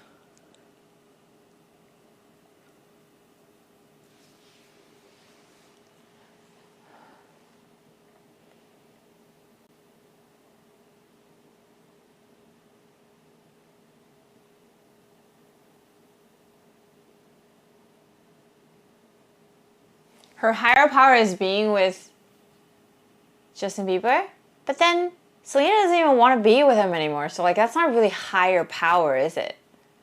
In terms of fame, in terms of popularity, in terms of everything else,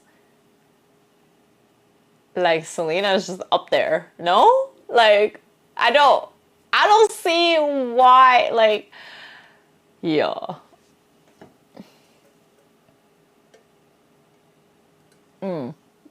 Anyway, I don't get it, but that's beside the point. And like, I feel like this shit is like high school drama to me.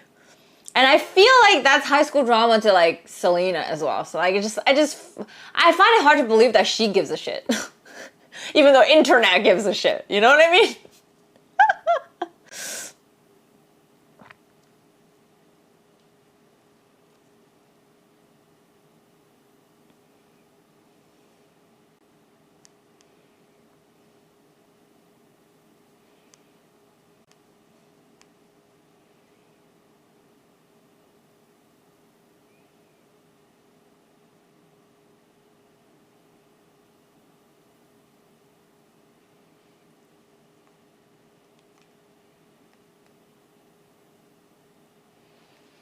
It is. That's our really the fans causing most. Ah, I see.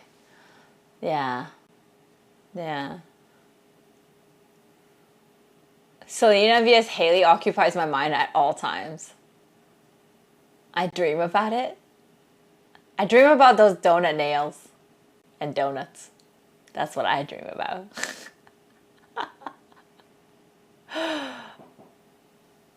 Thank you!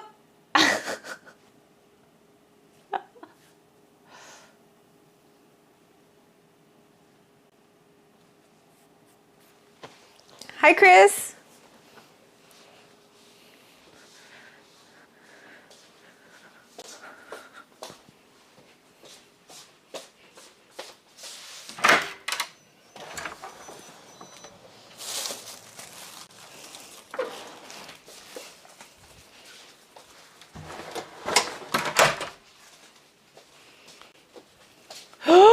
Food!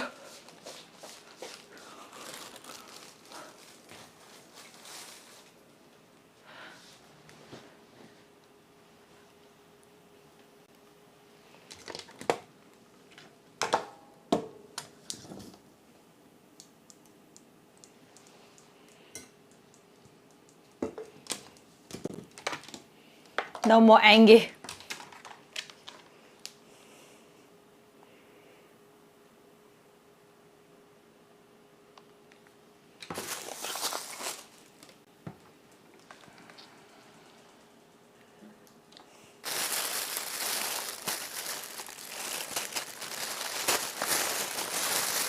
I am gonna be savage about this because I don't. I don't think I can wait. Like doing it properly. You know, like I know a lot of my friends are like, that drives them nuts. But I never have the patience to open something like very delicately. Anybody want that? I don't want it. Oh, there's 2 biscuits.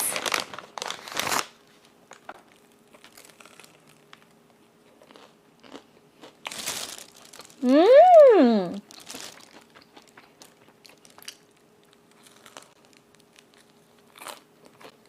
I'm the type to open stuff nicely, but Hunter rips everything open.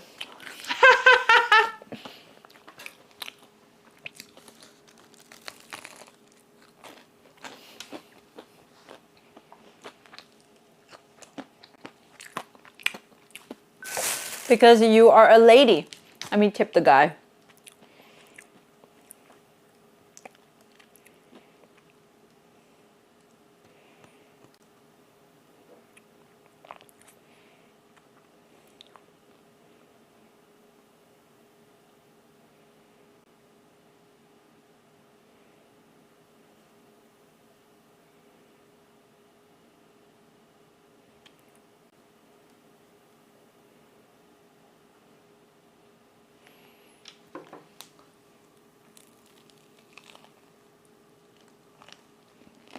Mm.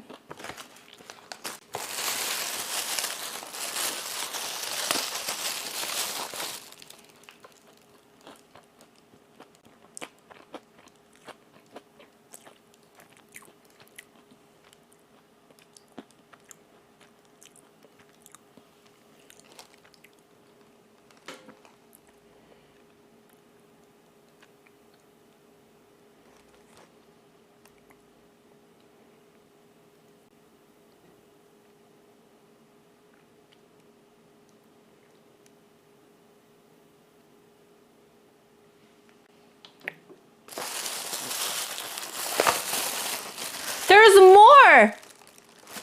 There's 3 biscuits.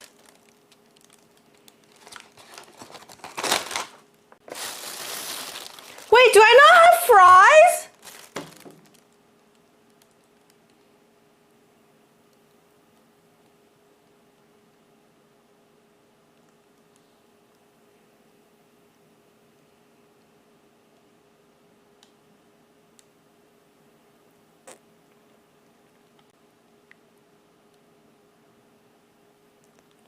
Oh, there's no fries. Never mind.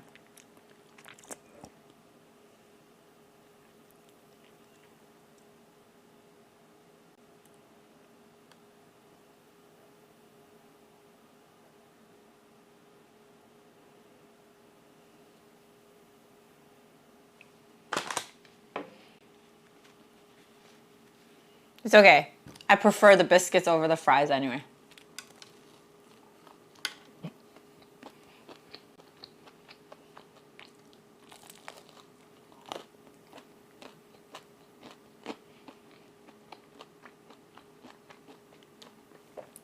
Mmm. Almost people, right?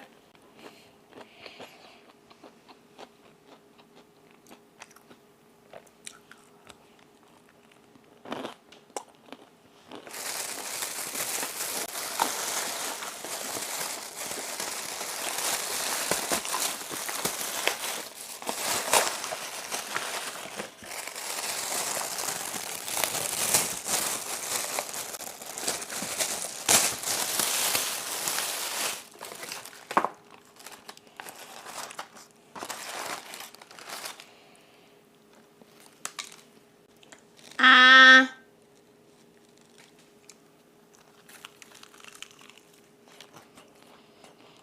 Hmm.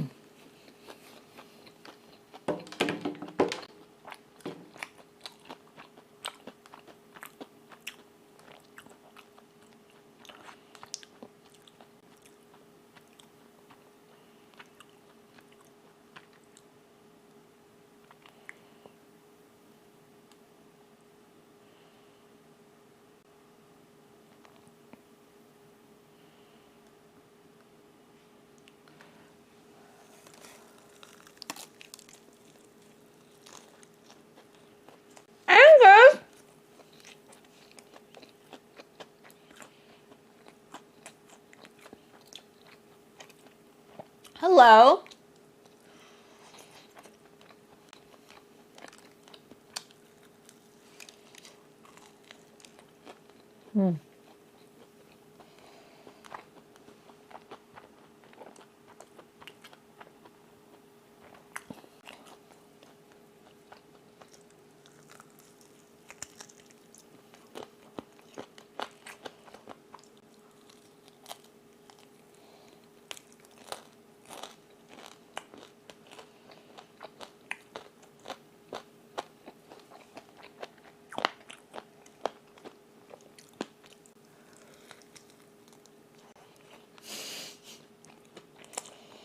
Yo, what's up?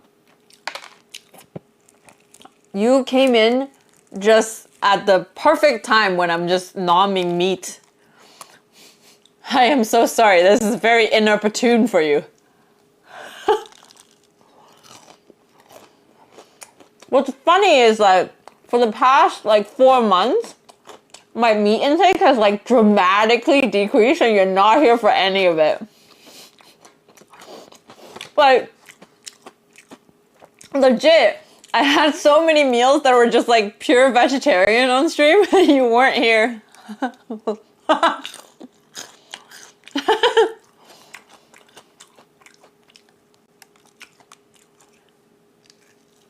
What's up? How you been? How you feel? What's going on?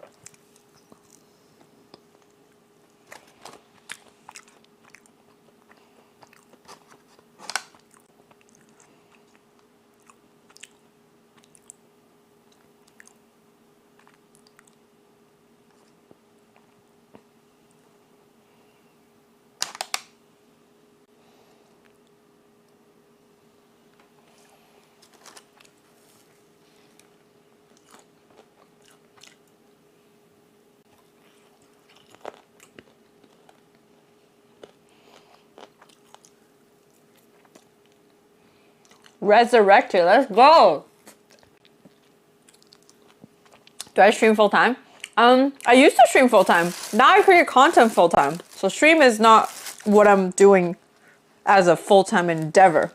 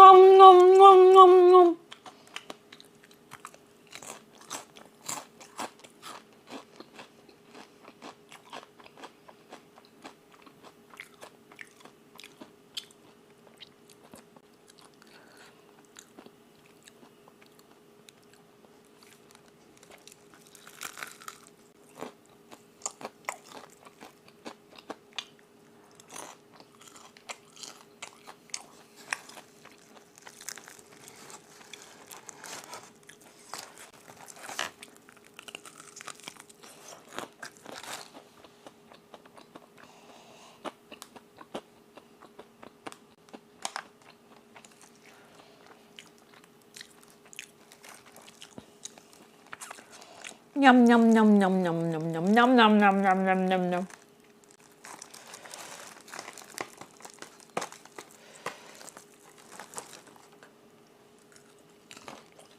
Hi Ken.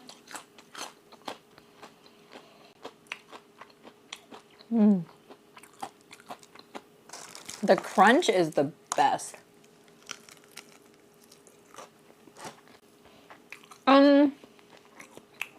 I am half moving, half visiting.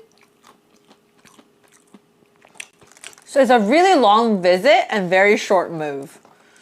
It's in the middle. I'm gonna go back for 4 months.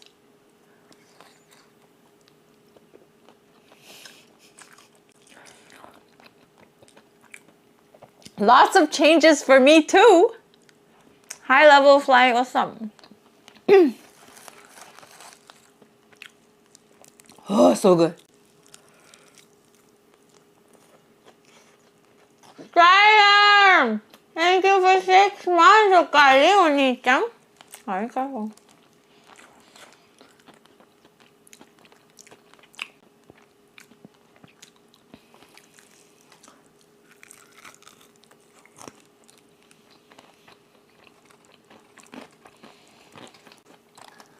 Hello.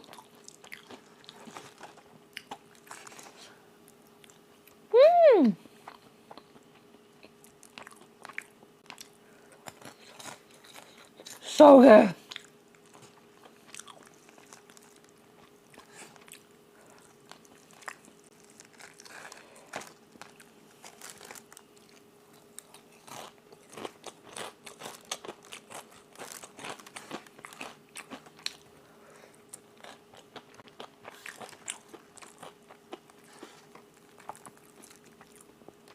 Dude, sometimes fried chicken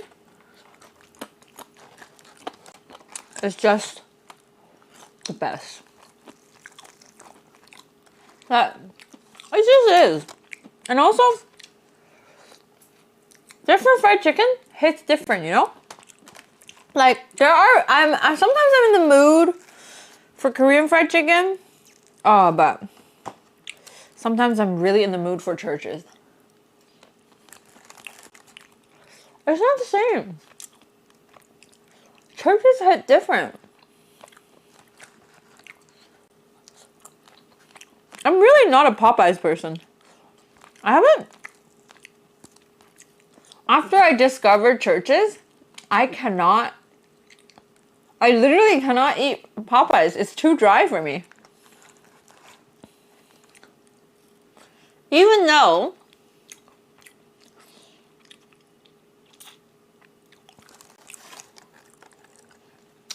though I prefer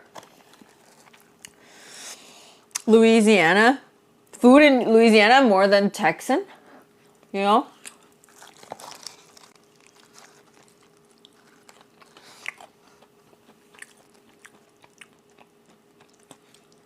Just isn't the same. Just better chicken.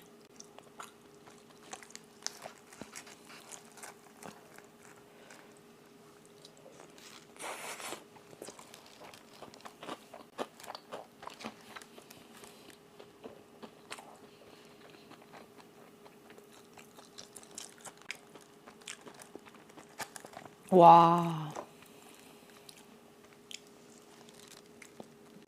Look at the juice. Do you understand? Sorry, Angus.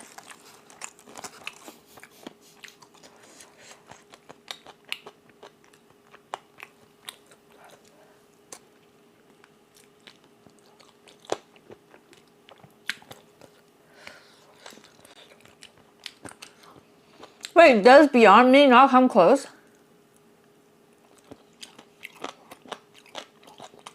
When I had a Beyond Meat burger, it was pretty good. But does it replace meat for me? No.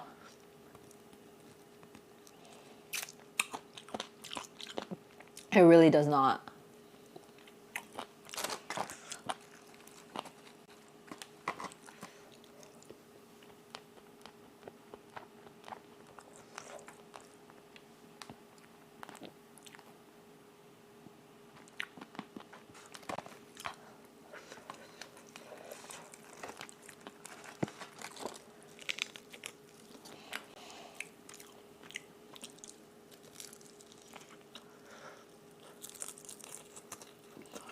Wait, what's funky about it?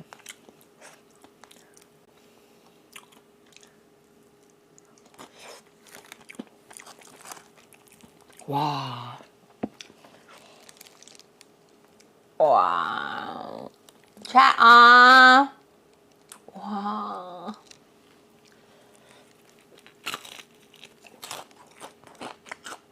Mmm.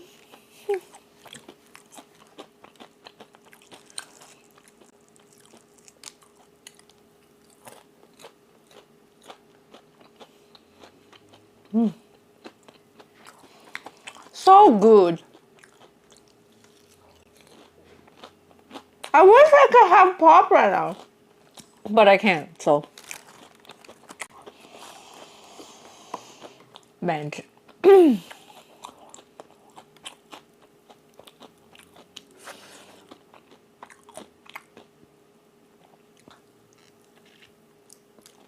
can't have anything cold. When does the scary lady come back? I think she's back next week. So, yeah.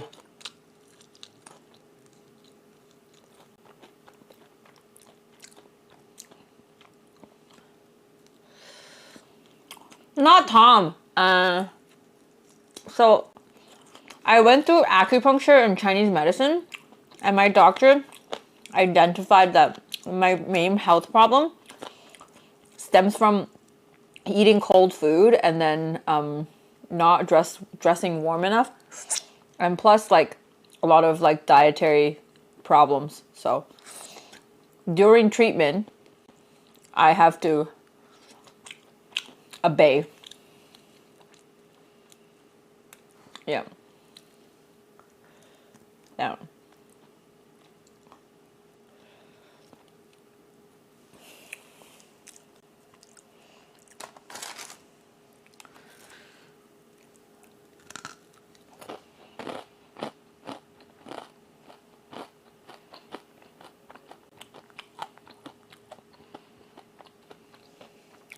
Hi, Remus.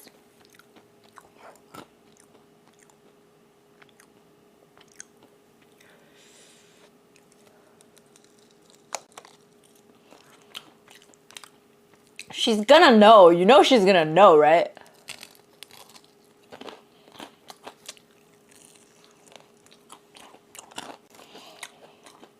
The fucking witch. She knows everything.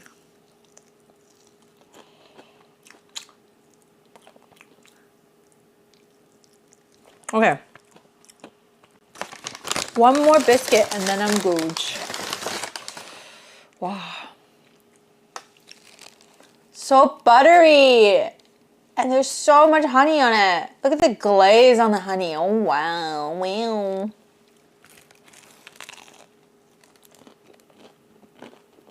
Angus, are you still vegan or are you vegetarian now?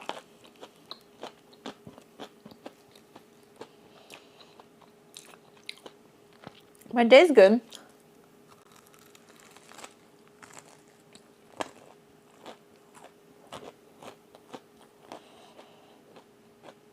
For vegan, yeah?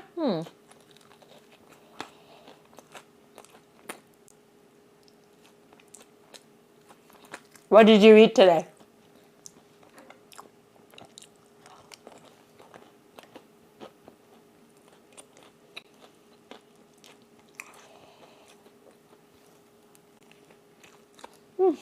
It's so fluffy and good. I don't understand.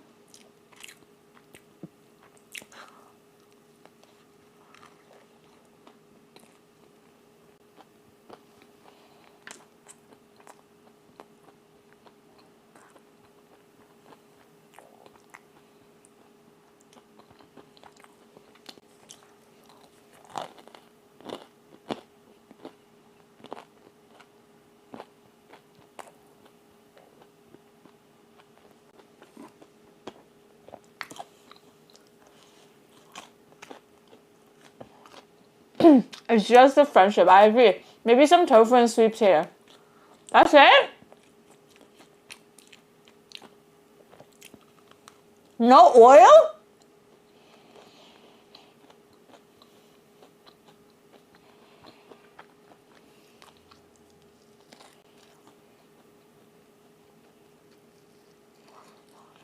Does that have oil?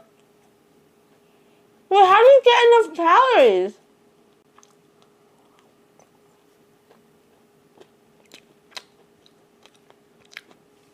How are you gonna cook your tofu, like boiled?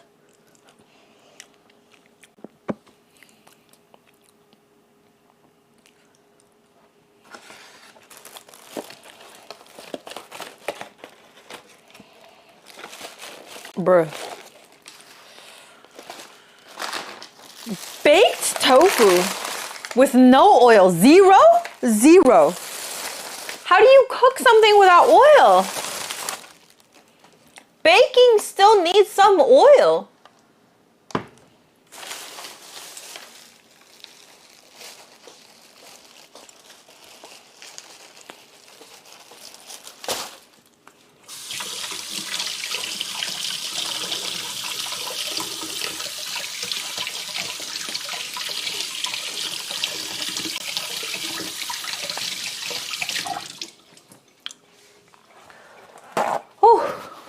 That was a lot of food, even though I didn't even finish, but I'm like stuffed.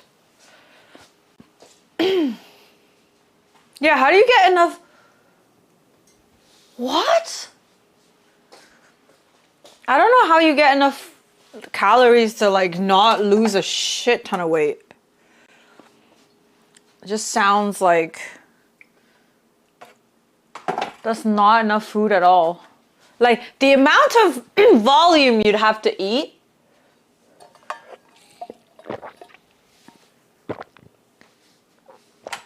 The amount of volume you'd have to eat to like sustain your body weight is insane without oil.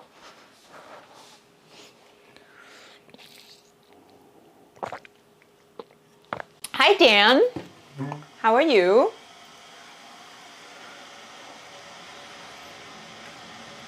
Oh, you're trying to lose weight.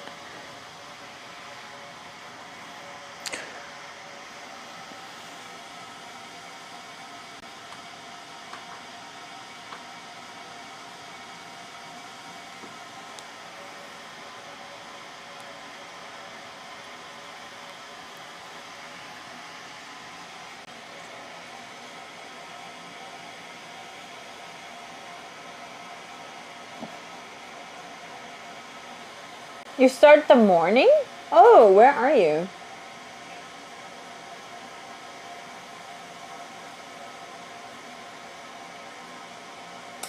Yeah, I do coaching. I don't know if I could call mine life coaching. It's just coaching. I don't want to, but I guess it's a form of life coaching. It's just like there are so many crooks out there calling themselves a life coach, so that's why I'm just like, oh, I don't know if I identify with that label. But yeah, hopefully in the future I can just call myself a therapist so that I don't have to be a coach.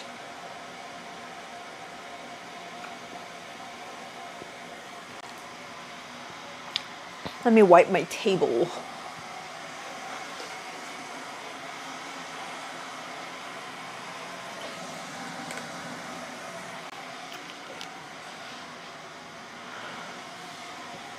No, I'm not. I just applied. I should hear back from school. I applied last year. I should hear back from school any moment now.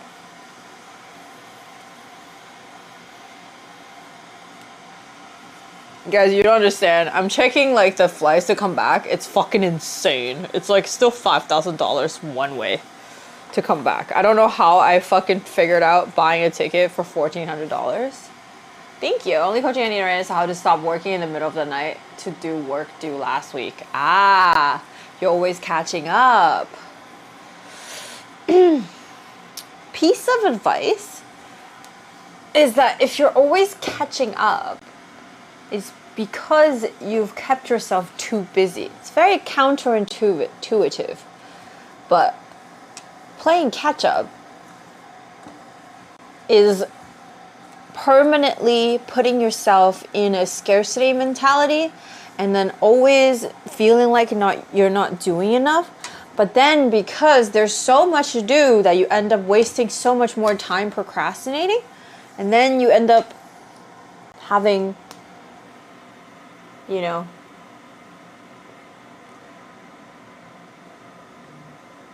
I'm trying to come back in August, middle of August. Yeah. Yeah.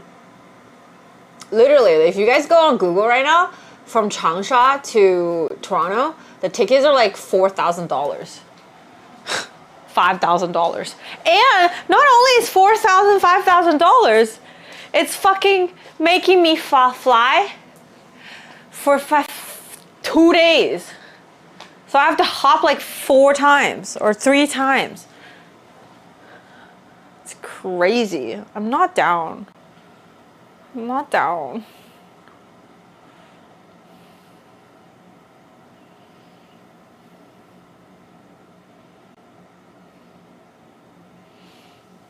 Yeah. So hopefully I can find a way. Otherwise I'm gonna fucking take a boat. I don't know. I don't know how the fuck I'm gonna get home. And hopefully by the time I go home and then I hear back from school, I'll know enough information to decide when to come back. You know? Will it take me home, Dono Go? Dude, I haven't even fucking Dono Gold finished my ticket to China yet.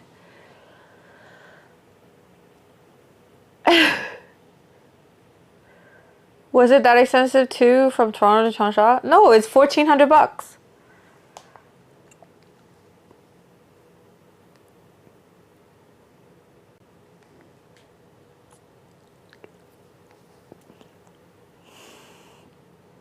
I already bought it. It's not cheap. $1,400 is what I used to pay for return. This is not cheap at all.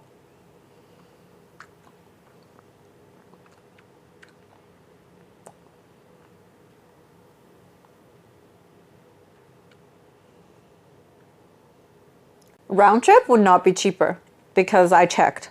Because there's no round trip because it's not direct flight.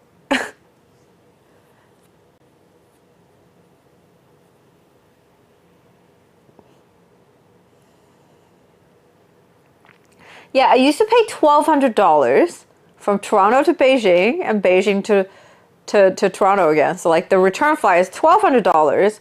I'll pay like another 100 for me to fly from Changsha to Beijing or Beijing to Changsha. So like in total would be like $1,500 or like $1,400 for me to go home, like the whole thing.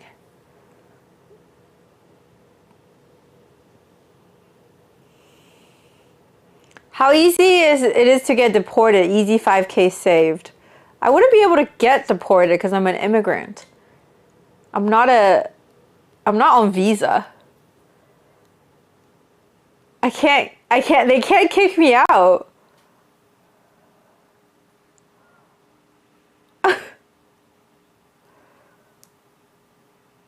No, there's no good luck coming back. They can't kick me out.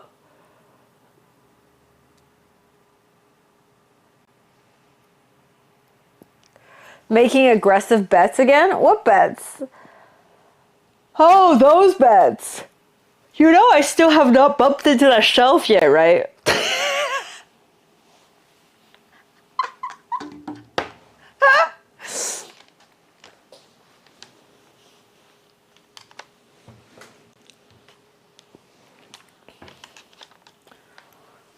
Canadian? No, I'm a Canadian resident.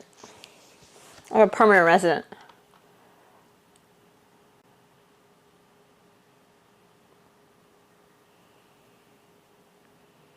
Yeah, I could get my citizenship. I just haven't because if I get my citizenship, I would be like all my friends who needs a visa to go home, and I'm not doing that. No. That's even more work.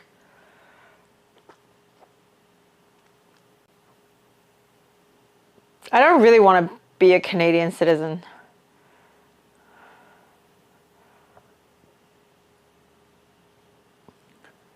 Hope you have a very soft bump. I haven't had a single bump.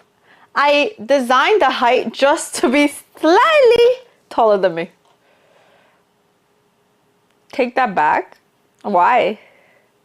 It's nothing about Canada. I just don't want to have to get a visa when I go home. But we could address why you find that offensive. Should we explore that?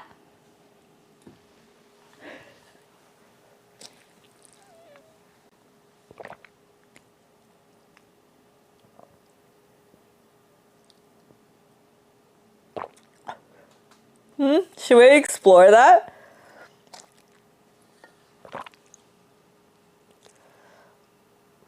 Oh. I mad recommend a show called The Patient. It's on Disney Plus. It is so good. I'm only like 6 episodes in, but I watched 6 episodes in one go. I shit you not. It was so good. Steve Carell is the main character. It's like the lead. It's so good. It's called The Patient. It's so good. Like, it's so well done. It's by FX. Very good show. Recommend. Very good.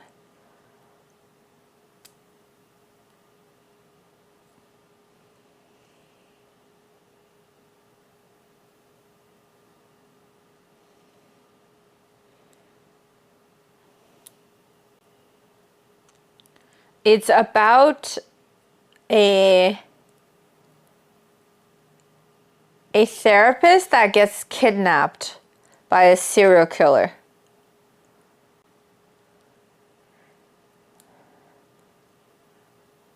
It's a very good premise. Very good premise that they set up. The conflict is amazing. And I really recommend you guys try to watch it. It is so good. I can't wait to watch more. Why do women?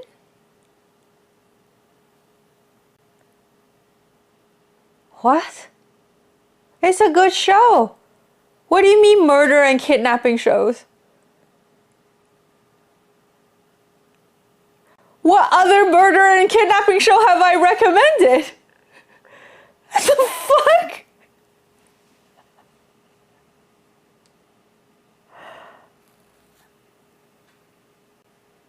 What the fuck?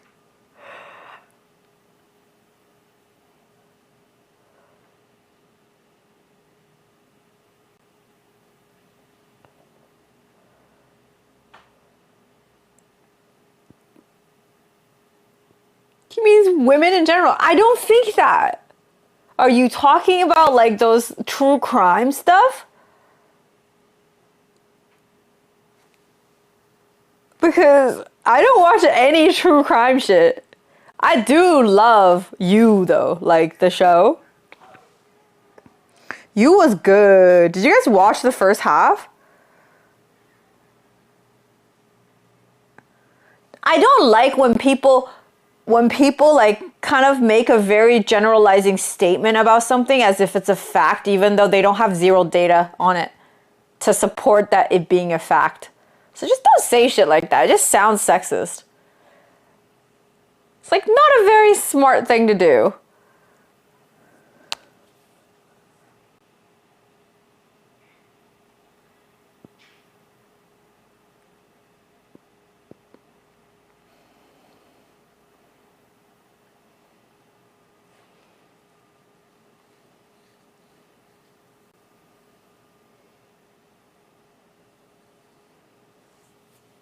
I mean, we're on Twitch at 9 p.m. That isn't a very smart thing to be doing. Wow, damn, you're speaking from such a place of insecurity while dissing everybody else in your company right now? Like, holy shit, we should explore that. What's going on? My God.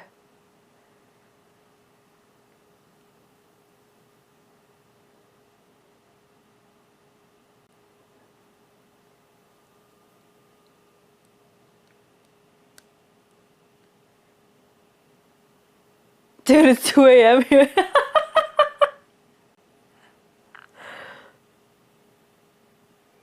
Like, you are trying to be, what's the word?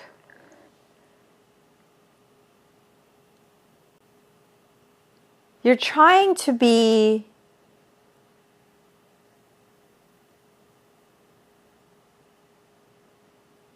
like, I guess,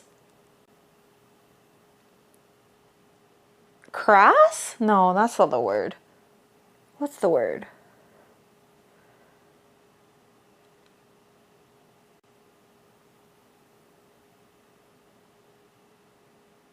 What was it? What was it?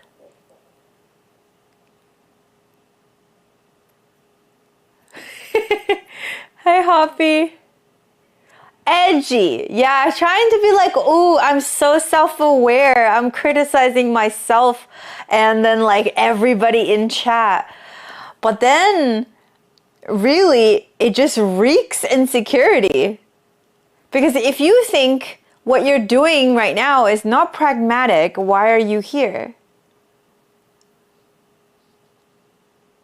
Because I criticize that you're not, oh, what did I say?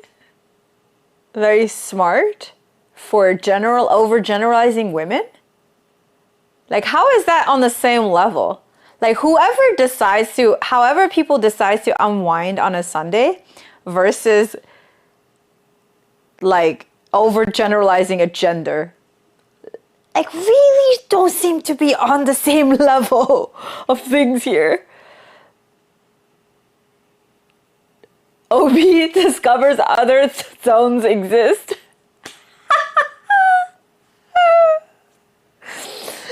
Oh, God.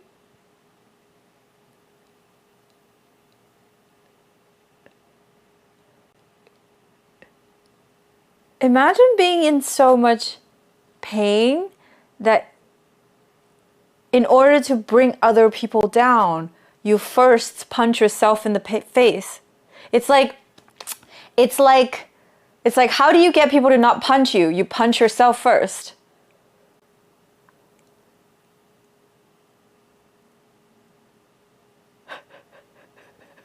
You know, because just never know, let them know your next move. Where is the connection between unwinding and generalization? You are the one who drew a connection. You generalized, I said that's not very smart, and then you were snarky, yeah, that's the word, you were snarky about being on Twitch at 9 p.m. even though people are from different time zones. But guys, his time zone is 9 p.m. So, and he's the center of the world, you know?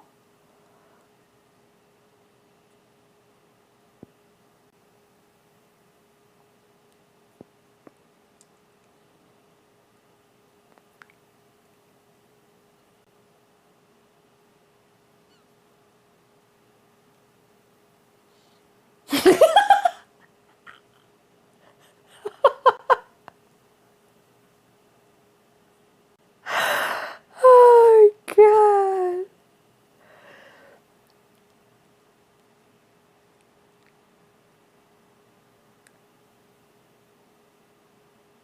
The world is a sphere, so we technically all are.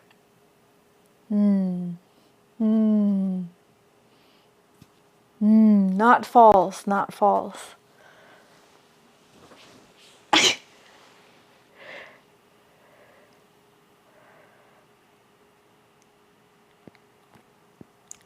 So funny.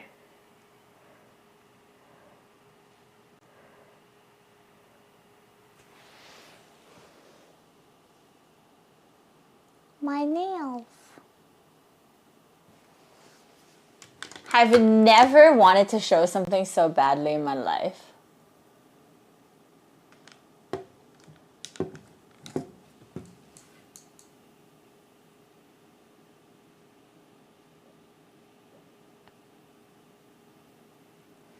I didn't do this, I paid for it. Because I had credits from the nail lady. So I just wanted to use it up.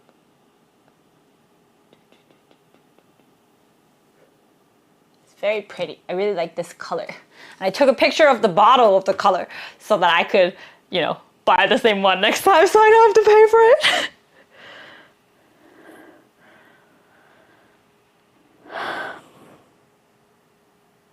The world is flat though. I mean, not entirely flat, but flatter than a perfect sphere. Adjust glasses.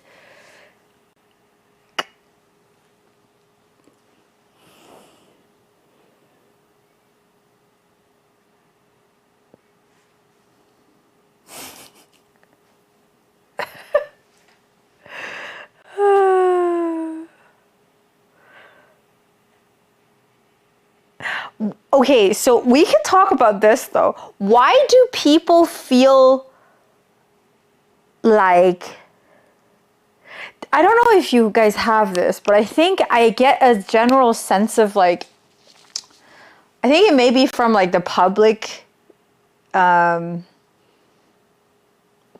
perspective of it, because most people like who don't understand the Twitch culture, they're like, why do people spend time on Twitch? Why would they watch someone else play games? Why would they watch like someone else go travel instead of going travel themselves?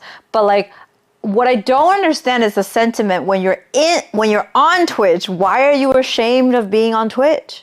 Like, why do you think like it provides what it provides? It clearly suffices a need, albeit being company or like entertainment, whatever it is, right? Like, why is there such a big sentiment surrounding, like almost like a shame surrounding being part of the Twitch community? Like, I don't get it.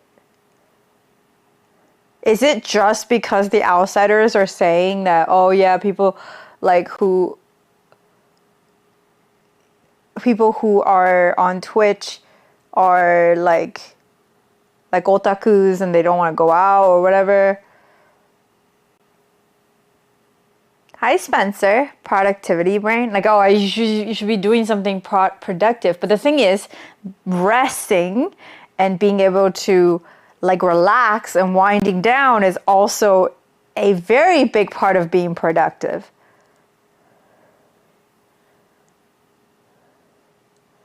Sad epiphany is still content though. I don't think it's a shame for the community. What is the shame for then?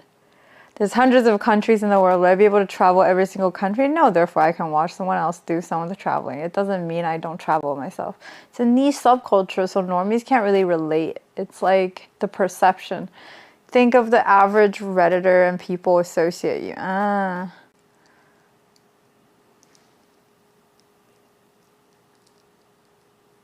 Yeah, the average person doesn't believe that. You're right. That's why Hi, Dutchie. Where's your ticket to? It's to China.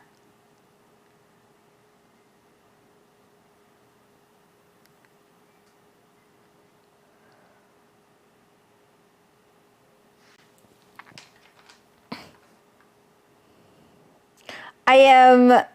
I love how everybody's like, are you moving or are you visiting? I am in between. I'll be gone for 4 months. So it's kind of a move, a small move, a big visit.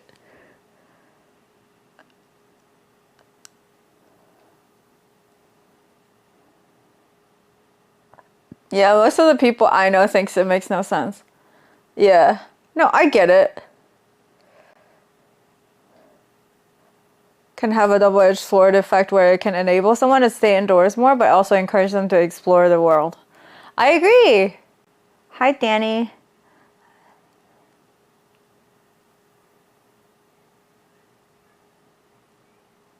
I used to. I just felt bad for people who would spend their time on me. Something of an imposter. So yeah, it reeks insecurity to me. So I just wanted to explore. Like, why do you feel so bad about yourself? Like, why are you so hard on yourself? Yeah, I will be streaming from China. Actually, if anything, I'll be streaming more because I feel a lot safer streaming in China than I do here. Yeah.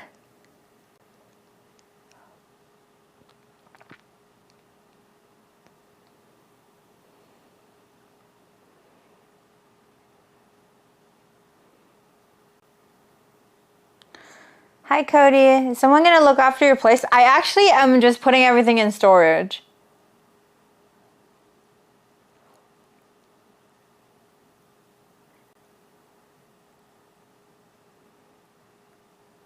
I don't blame you with all the random assaults. Yeah, I really am not down to stream outside because I get so anxious. Like it's just not worth my mental torture. Yeah. I wouldn't need a VPN to stream. I'll pay for a server. Hi, Water Serpent. Yeah. I'm putting everything in storage and then just being gone, so I wouldn't need to pay rent and then like leave, you know? Just like literally just waste rent. Toronto rent is something. If I save all the rent, if I save 5 to 6 months of rent, that's like 1 year of tuition. Like the Twitter is such a minority, and when you come across people that don't consume in streaming content, they don't think it's entertaining and they wonder why people give money to be in front of the camera.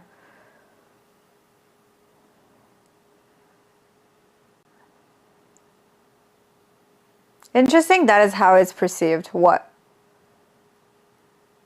Like you being ashamed and you feeling like you don't deserve viewership or don't deserve to be liked? That's not like that's kind of an imposter syndrome, but like imposter syndrome is like if you achieved great success and you don't feel like you deserve that much success. Not saying you don't deserve anything good, but what you're saying is like you don't deserve anything good. You know? That's very different. It's very different. Are you going to school in China? I'm not. I'll be going to school at U of T when I come back.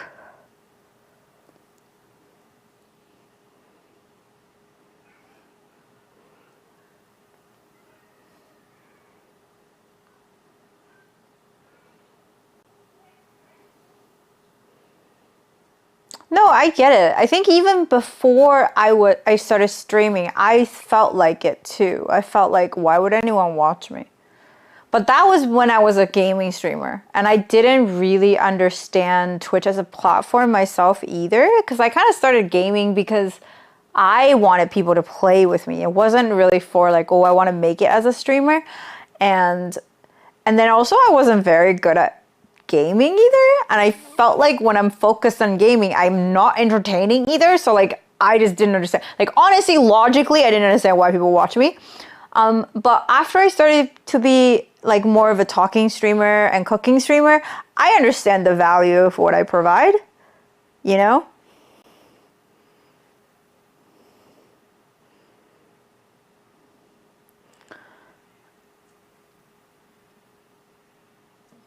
You know what I mean? So it's more, I don't watch HTC. It's like all pure chaos for me. So like I also don't understand his accent much. It takes me a while. Yeah, it's too much chaos for me. I also just don't watch big streamers too much because I don't really understand how you read chat when it's that fast.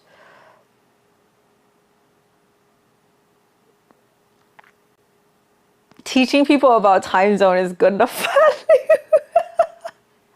Like, because for me, I understand like how much my advice has helped people, and then being able to teach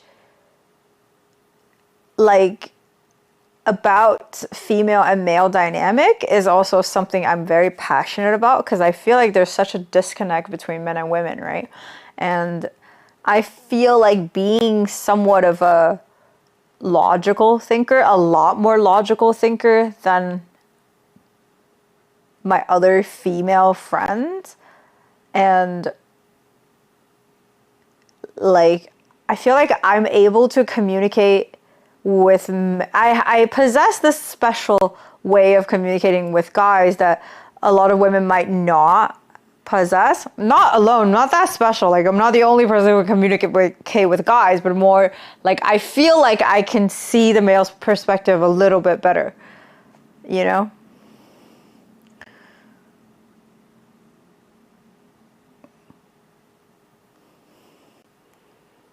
I like content in the form of discussion. I work from home and like the background discussion. Yeah, like people like Twitch for very, very different reasons. And then the thing is, I think we have this inherent shame about feeling lonely. because I have it too. Like sometimes I don't really think like admitting that you're lonely, except like with the exception of like maybe to your partner. Other than that, like it feels very like almost, it's like you're alone. Like I think we always feel like it's our fault if we're lonely, right? Because people always say like, oh yeah, if you're lonely, you gotta learn how to be alone. You gotta like get out there and socialize and all that stuff. Like instead of like just be like, oh yeah, that really sucks to be lonely, you know? You're an only child? No, I'm not.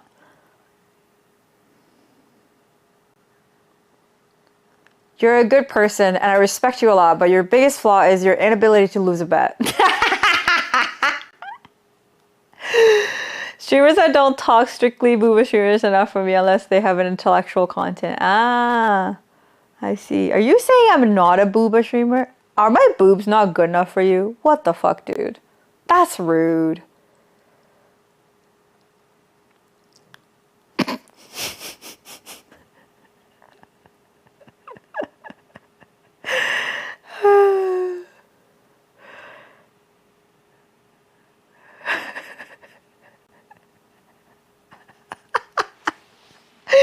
I just got some water.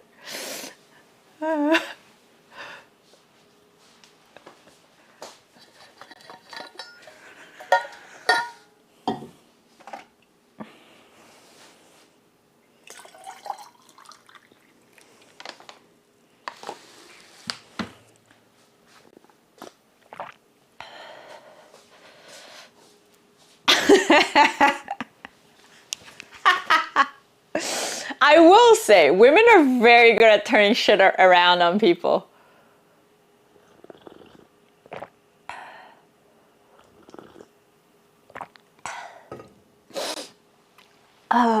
We're like, I think I am the queen of turning shit around. Okay, so now you got the skill. Kick the fuck up. I think there's still a $2 in the pot for boob job from Kevin, if I remember correctly. I'd love to get into a voice chat with you. Ooh. No, man. No, man. Dude, I would not get a boob job. My boobs are fucking beautiful. There are not many things I'm confident about myself. Not many. Really not that many. One of, like, my lips being one. And my boobs being a very close second.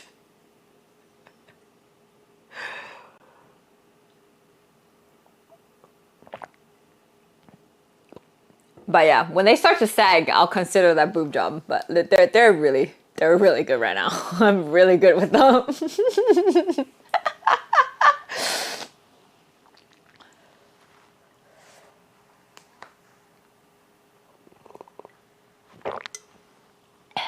I think I went through like such a weird relationship with like clothing style and then showing skin in general. Because when I was in high school, I like didn't have a chest until I guess 12th grade. Like I was just flat, and then I started developing, I guess. Like overnight I went from, you know, like double A, like just like, you know, flat as a airplane field to C, and then I was D, and then like it went on. And anyway, and then when I first came to Canada, because I grew up in China, and then I couldn't, like, obviously, like, you're expected to be very like modest and everything. So I went through a phase during university where I was just like, I don't have a single shirt that didn't show my cleavage. And my remote uses double A. And so yes, like I was overcompensating for like, and plus I have like a very childlike face when I was like, still I do, but like when I was younger, especially, everybody thought I was like very, very young. So I don't miss a single chance to buy like a cleavage shirt. Like I had all my shirts were boob shirts. And then fast forward into Twitch, where I felt like women are very over sexualized. So I went through this like, I guess, pendulum. Sometimes I would be like, okay, no. I gotta embody the confident woman, bad bitch energy. I gotta show some cleavage. And then some other days I was just like, I'm gonna fucking collar up and then not show anything because people are just gonna think I'm a fucking booby streamer all the time. And it's really fucked how a woman's character is measured by how they're dressing, which has nothing to do with their character, really. And yeah, so I just wanted to like rant about that. And also, yeah, my boobs are awesome, so, you know.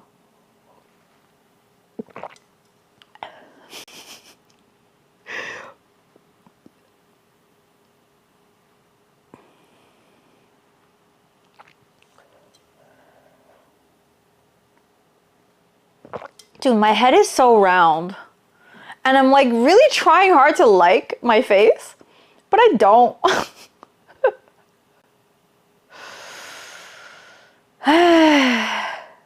Yeah, but anyway, it's like, I don't know. I think it, like, for women, it really sucks because how you dress, it, like, people judge you so much with just like how you dress. And I am just like, and I just get like crippling anxiety whether or not I dress like showing skin or not, you know? How dare you? Your face is amazing. I really don't like it. It's so round and like, what's the word? Yeah. I think how round it is makes it very wholesome, which is not a bad thing. And I remember, okay, I don't know if you guys know who Taylor Tomlinson is. I actually identify with her quite a bit. And then she was saying, I have this wholesome face where like I can't even have a hookup because every time I say, you want to just bone or something? And then the guy just like, do you want to meet my mom? Cause you seem like you're better at that. I was like, I have never heard a joke that's more relatable. Just, my face just screams wife material. And sometimes you gotta dress more sexy to overcompensate that. Oh,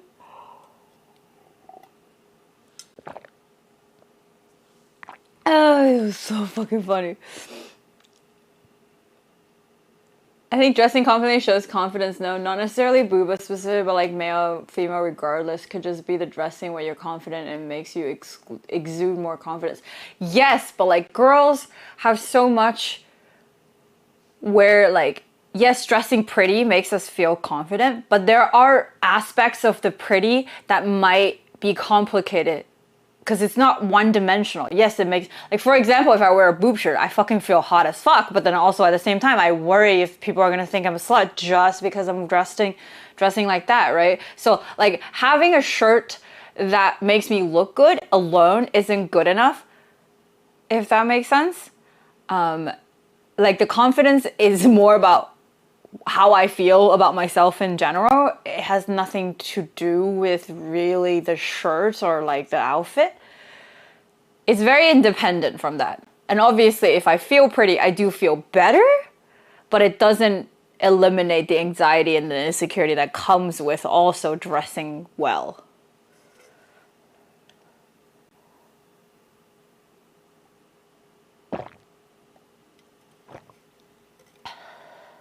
Hi, Lana.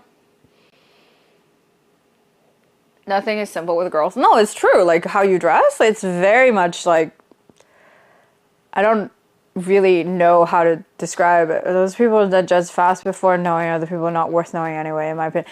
It's true. It's true. It's not worth knowing those people, but doesn't mean their opinion don't bother me. And that comes from like you not having a very firm opinion of yourself, right?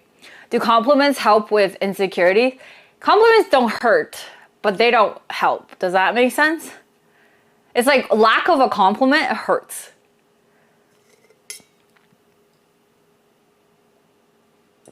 It's not just the internet. It's like, if you're Asian, it's your fucking family, okay? Like, I remember, like, in high school, I bought one shirt that was a crop top, and it wasn't like crop top like right under my boob. It's like crop top like this. Like, I was showing this much, okay? And it wasn't even, it had sleeves. So it was like a short sleeved crop top with a collar. Wasn't showing my boobs or nothing. My grandma would not shut up about it. Just like, every guy is gonna want something else from you if you dress like that. And then it's like, and then it's like, oh, and but then it, you know, and then like I went to university in Toronto. And then I came back, gained freshman 15. My dad cannot recognize me at the airport.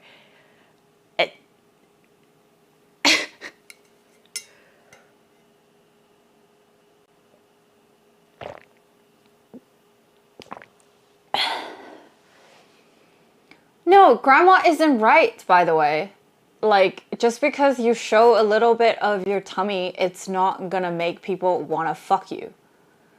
And if they do, it's because the men are wrong to want that, not because you're wrong to want to wear a crop top. What? And the thing is, if a man wants to do that shit with you, even if you wear everything covered, they're still gonna want to do that shit with you. It's regardless. It's regardless of how you dress.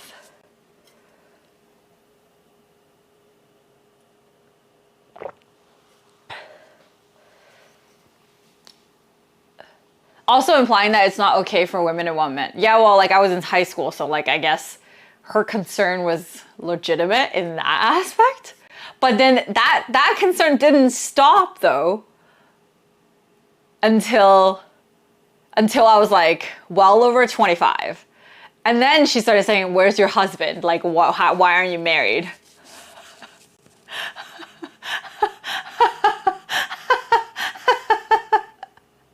You know? And you're just like...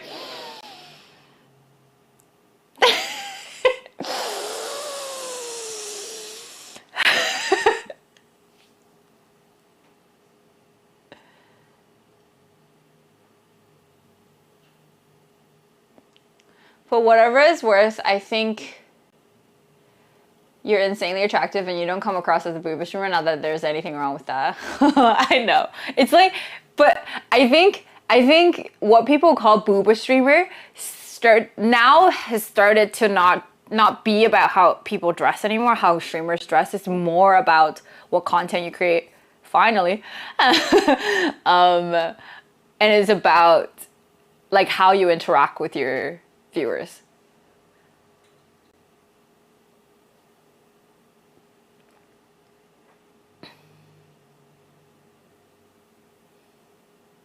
This just in, men have biological desire, more news at 10.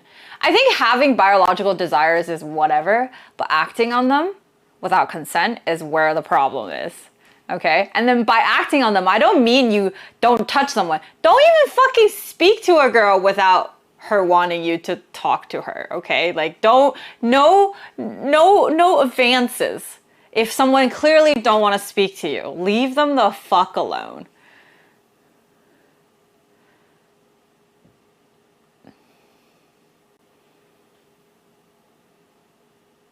I actually can't wear more crop tops. This is as crop as I'll wear it, only because my doctor forbade me.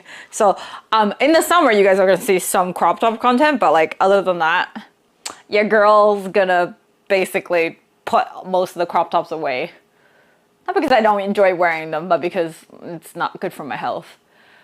Also, men don't just say, I want to get to know you on an intellectual level. It's just not the compliment given. Hi, you look like you give a good intellectual conversation. Nobody's gonna look like they give good intellectual discussion, right? Nobody's gonna look like that. But like, I feel like we'd be really stupid to not think that appearance are the first thing we notice, no matter if we're a guy or a woman, you know? Like, it's like that's the first thing. That's the visual cue is the first thing. You have to pass the visual cue before you move on to anything else. Bro, following for 6 minutes is like, fuck it, I'm going for, oh God.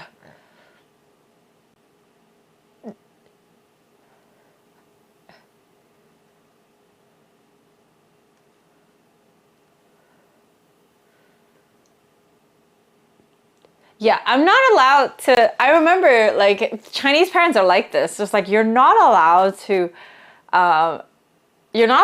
date until you're like well into your university, like third year, fourth year, and then you're supposed to be fucking married by the time you graduate. I'm like, hello.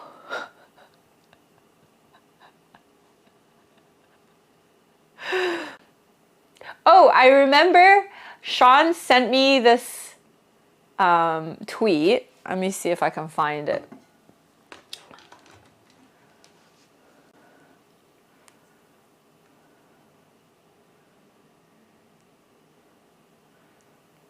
Let me see.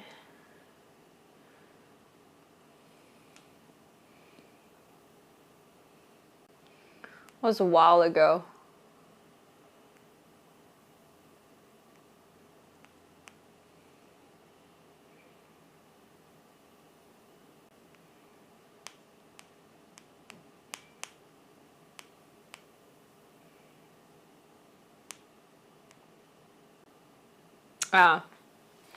So this girl said, I quite like being generally silly and warm and feminine, but with some people this clearly diminishes the amount of intellectual curiosity they're willing to approach with me, and that part sucks.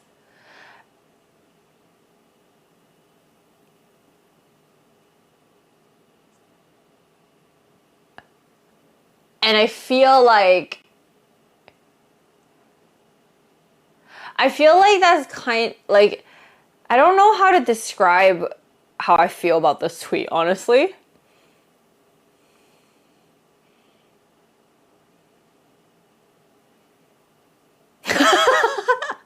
I love how Tiff just tweeted, my boyfriend just asked me what's the tea between Selena and Haley. I'm about to sit him down for the next 30 minutes. I'm like, can you fucking record that shit so I can know what the fuck is happening? Because I don't know what the fuck's happening. I would like to sit down for that discussion too.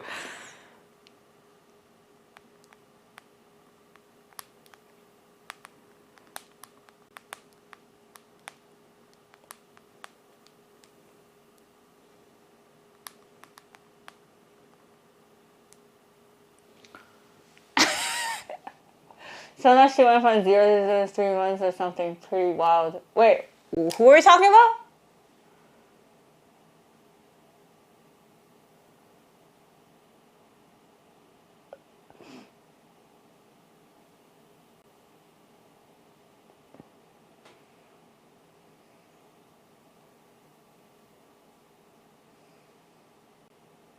My grandma was very protective of me. She walks up to my non-native girlfriend and said in my language, so this is my girlfriend, switched to English and said, tell her we don't want her here. Oh. Is that not rude? I mean, I know she's trying to be nice, but like, don't do that. My grandma did something similar.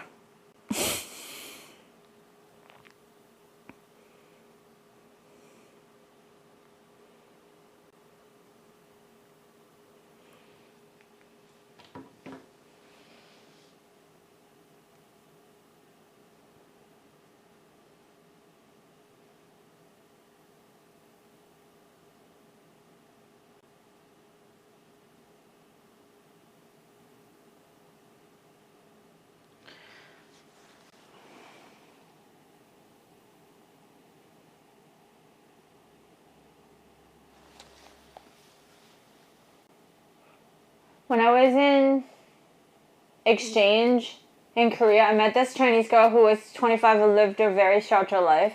We went on a couple days, but yeah, it kind of felt like I was dating a high schooler and creeped me out. Not really her fault, but she doesn't talk to boys really at all. Yeah. I mean, honestly, like my parents and my entire family was definitely trying to shelter me. They just didn't succeed. You find ways, you know?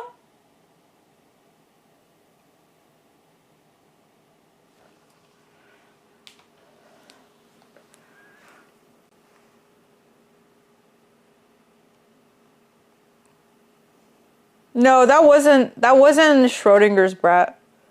This was someone else. I think what I said about this is like,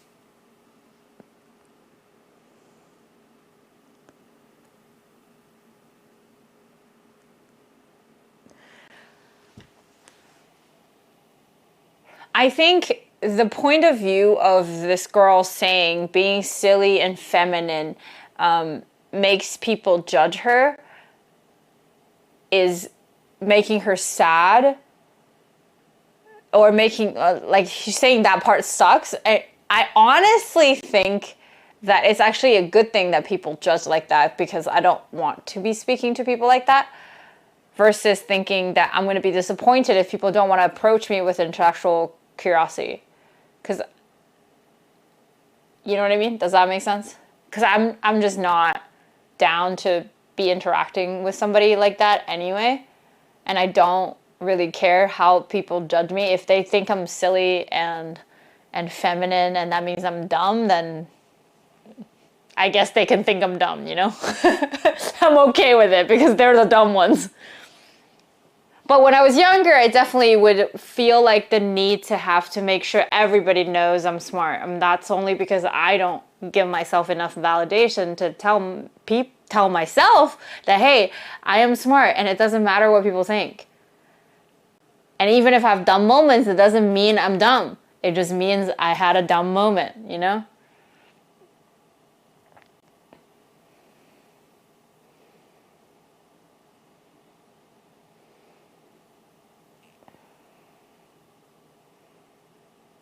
Yeah. Okay. Also, this is funny. I like that, because just like if a girl's not interested in me, I lose interest as well. Same, because I don't. There's nothing more sexy than a person that's super into you, eh? Like everything else.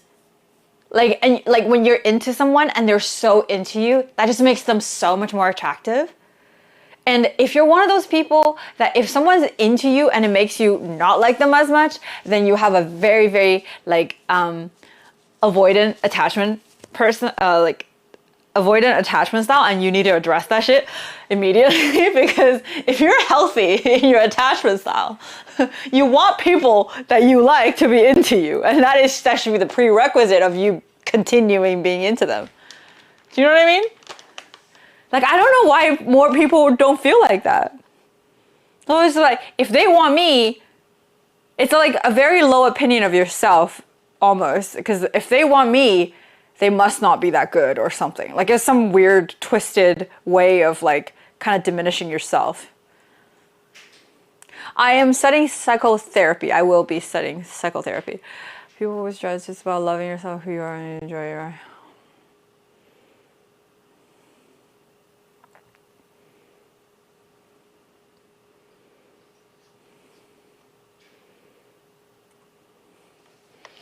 When they're too into you, it's weird. Like, go have a hobby or focus on... What? No, what do you mean too into you? Somebody could be very, very into you and still have a life, though.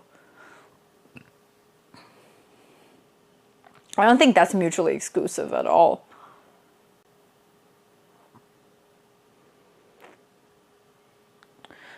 I think this kind of like goes back to what we talked about with confidence.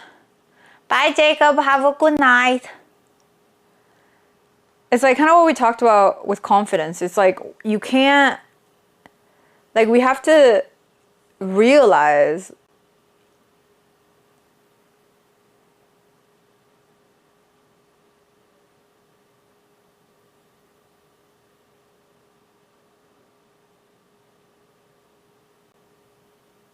Jacob? The fuck? You're meant to go to bed, not make decisions. What have I told you about making decisions after 9 p.m.?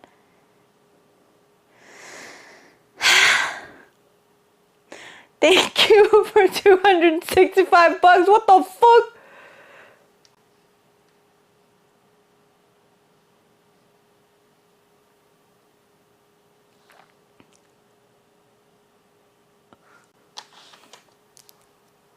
Thank you. It's 8:46. Well, it's almost 10 here.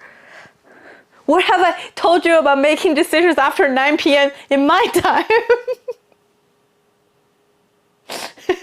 But it's 9:46 here at the center of the world.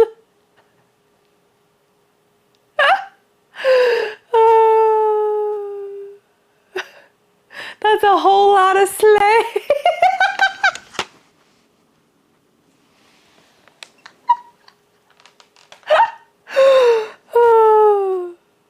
You look like 40 years of wisdom? Yeah, I know. I got wisdom beyond my age. Why do people say like you look like 40 as if it's an insult? Like, you're gonna be 40 someday. Your mom's probably 40, and then like, are you insulting your mom then? The fuck? Like, you know how like, okay, bye, good night, thank you. You know how like time is fair on everybody. Like, literally fair. It's like making fun of like someone's age is like a way of self-deprecating in the future. Like, you're just making fun of yourself because it's equal on everyone. Like, the fuck? It's not an insult at all.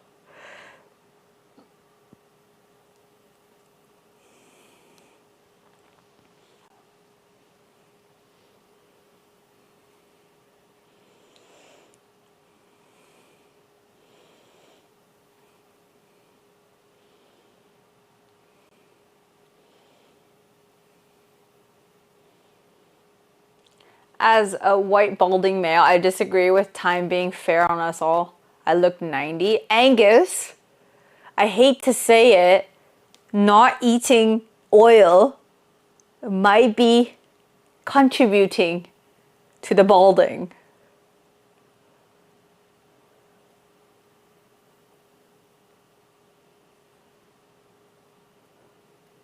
Nah. Like, your diet and how much you've struggled with like different sorts of food might not be doing you justice with how you look, you know?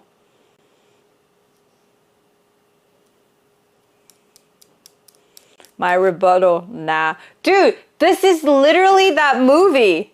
Ant-Man. Ant-Man. The new Ant-Man movie. Anytime somebody asks you why, or created any sort of conflict, and then the storyline was just like, nah. Source, me. Source, colon, just trust me, bro.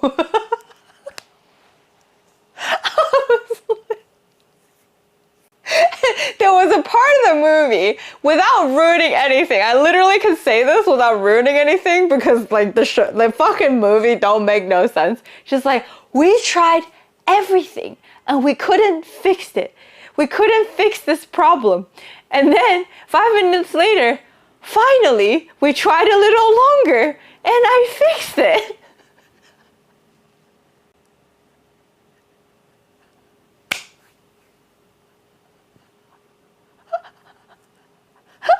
I'm just like, what? I was in the theater, I was like, I was looking around seeing if other people were confused, you know?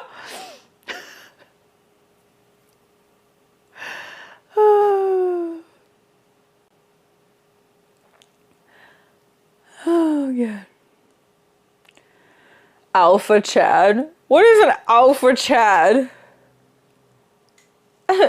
She has healthier hair, I would trust her. Actually, hair is mostly genetics. Sometimes your nutrition and your habits, but like, it's like 80% genetics.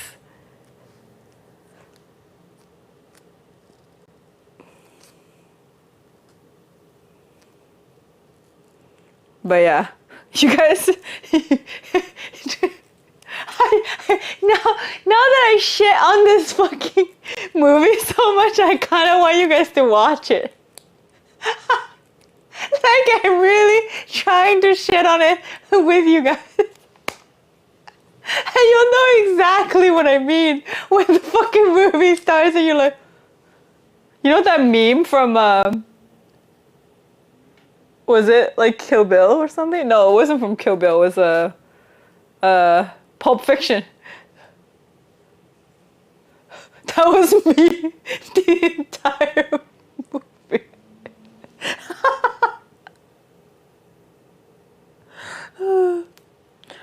I don't know, I'm trying to act like I'm not 27 this year, so I'm using words that young people use. Why are you trying to act like you're not 27? 27 is young as fuck. Hello? That's very young.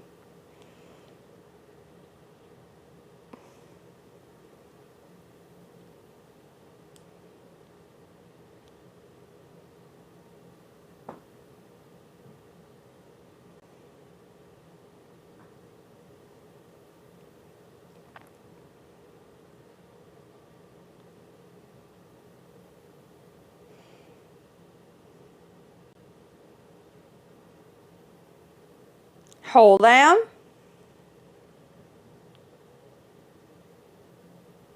Old.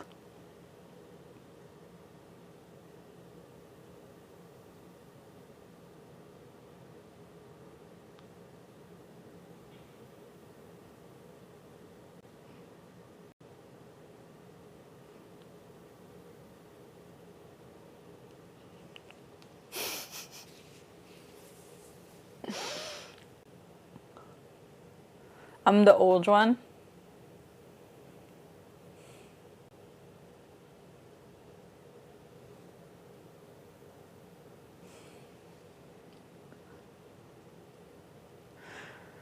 Nah, I'm just butthurt because I wasted time.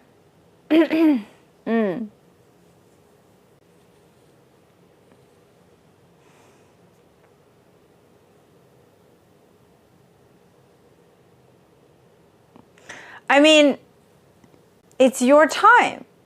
You did what you can, and you did a lot of things, and most of all, I think I know that you did your best, and so you didn't waste your time.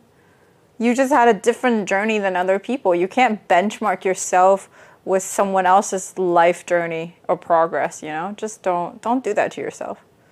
It doesn't help anyone. It doesn't help you feel better. It's not going to push you to want to do more either. If anything, it's going to make you procrastinate even more and waste more time. You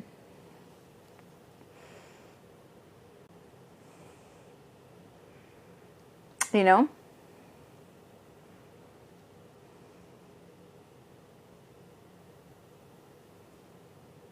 Of course, of course.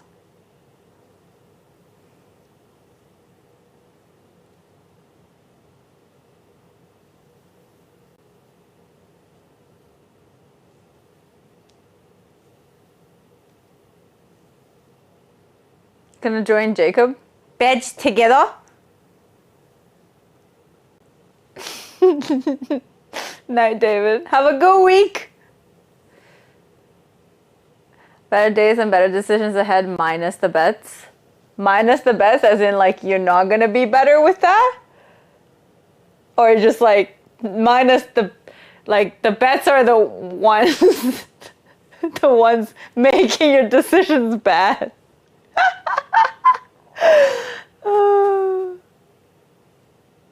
Nah, you good. I'll keep the bets just for the memes. Dude, honestly, like, I think you are literally trying your best and you've done so much. And I can see that no matter how hard shit has been for you, you come out on top, you know? It's all good. Oh yeah, Kip has COVID, guys. Send him love. Who's cutting onions? Me. Did you start watching The Patient?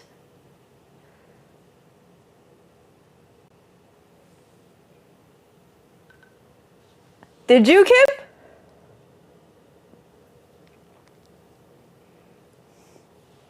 Did you?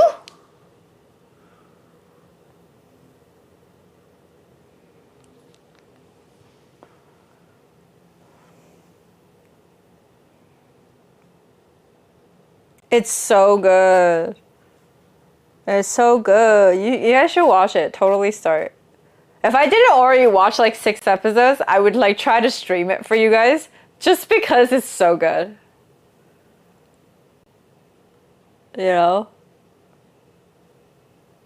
So, okay, so I wanted to ask you guys, what did you guys think of the recent trying different content thing? Like, is there anything you guys particularly like? Is there anything you particularly don't like?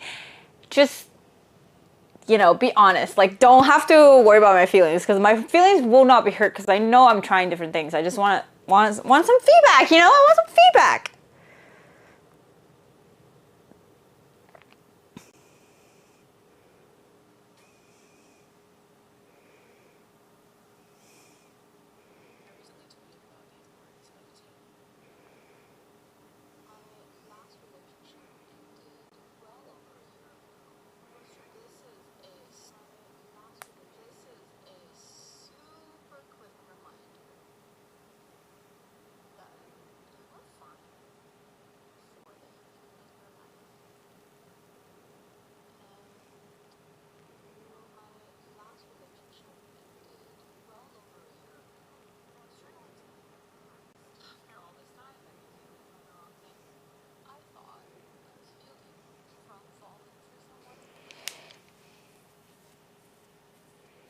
Unpathogenic love?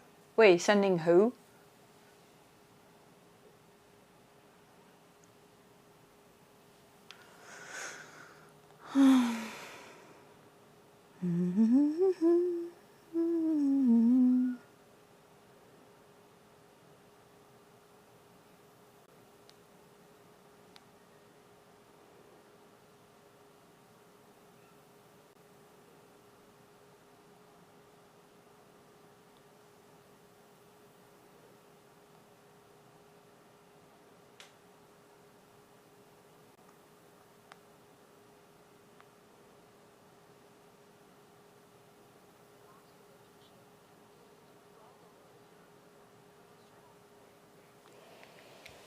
I like streamers trying different things even if I may not like some of the content. The content reaction, that's about the lowest common denominator that can get risky. No, I meant my content. I don't do reaction content. Do I do reaction content? No, I don't. When have I ever done reaction content? No, I meant like all the different things I've tried. Like, you know, not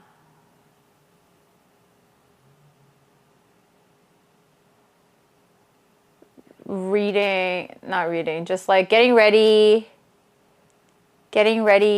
No, I meant recorded content, like Instagram stuff.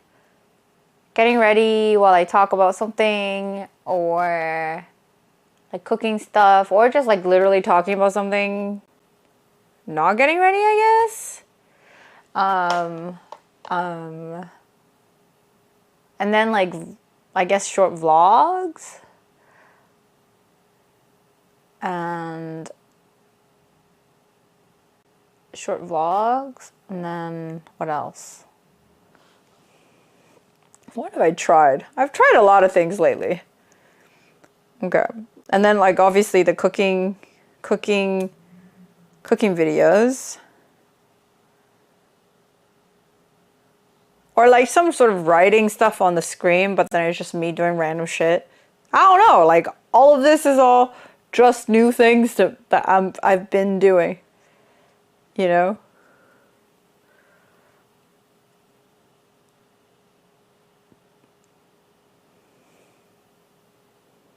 Yeah, I'm just doing a lot of trial and error right now, and it's okay. Like I don't feel bad if something don't do well. Finally, because I usually just feel really shit. I remember, well, I remember when I was first starting to stream, like even if I had a stream where I underperformed in viewer count, I would feel so bad. I would feel like, oh my God, I am not entertaining. I must be the worst streamer ever. I was never meant to do this, yada yada. I would just like cannot stop fucking fussing. And I remember there's so many nights, like I remember Doug or Kip have to like literally hold my hand telling me that like, you know, like it happens to everyone, like you shouldn't like really identify with yada yada. And then like now I'm like somehow like very okay with just the ups and downs of numbers, I guess. Yeah. Short form content has never appealed to you. Ah, I see. But I feel like I almost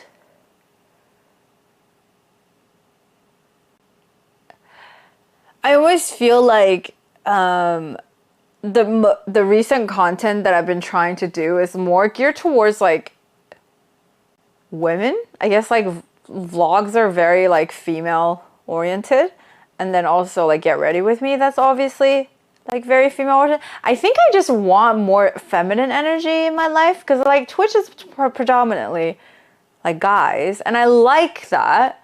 You know, like these discussions, I have a lot of fun and I learn so much. And I hope you guys learn from me too, like, you know, but like I really feel like not having that many like female in my community has always been like a pain point. And then but for years I was very scared to create female oriented content because I was like, oh my God, but then no one's gonna watch it because my base is mostly men and yada yada. It was like, well, if I don't start making more content that girls like, I'm never gonna fucking get any female viewers and like, you know, like anybody in my community. So I just have to just start.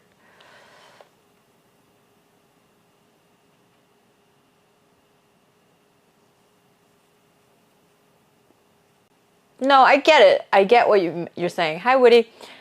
It's definitely like, I think also content is like, even if you analyze the shit out of it, it's not gonna be something that you can analyze into like a science, right?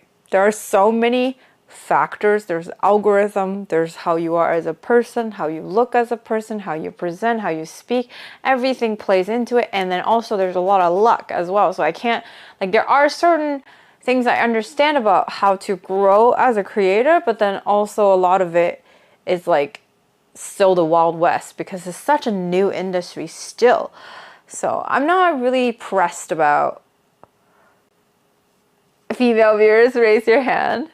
Sapphire Rose, let's go! Dude, I don't have that many female viewers. I always get so excited when a girl talks in my chat, but I do notice that I have more now.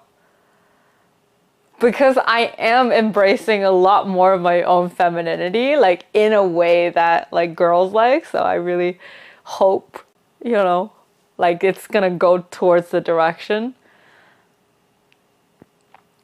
that I want. Yeah. Let's go. Y'all don't weird the girls out, okay? Jesus. Don't have, like, they're gems of my community, okay? Don't be weird. Calm. Nobody speak. We embracing a slay. Did I not just find the fucking best emotes out there? Like, yeah. Okay, so today I read something and I kind of journaled about it. I read something. And it's very simple. It was just like a Instagram prompt and it just said, "You don't get what you don't got." And I was like, oh goddamn, that you can interpret that so many ways, but each way is correct. Hi Diz.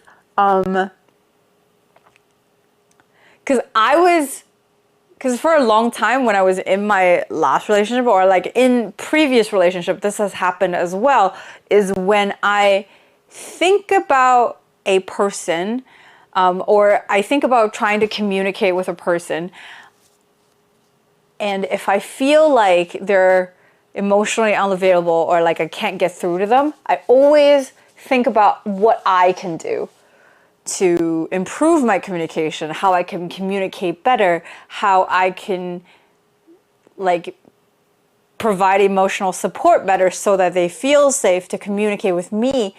But this sentence, "you don't get what you don't got," it like clicked in my head that if somebody doesn't have the capacity to communicate their own emotional needs, they also don't have the capacity to understand what you need, even when you communicate. So it's not really about you communicating your needs poorly, but them not being able to like you're basically speaking a different language, and there's nothing you could do to change that when you don't speak the same language. And yes, like one can learn each other's language, but like that takes a long time, and then it usually wouldn't work well in a relationship setting, you know? And it's crazy. And it's crazy because like we often just like, especially as rational thinkers, we always use reason and problem solving. It's like what I can do, because I can't control other people's behavior. All I can do is find ways to make me better, make me improve so that I can solve this problem on my own. Except when you don't speak the same language, you're not gonna be able to communicate. You know, how do you teach when you don't speak the same language, right? So it actually like made me feel a lot better. Like sometimes you just can't force something to happen when it's not in the cards.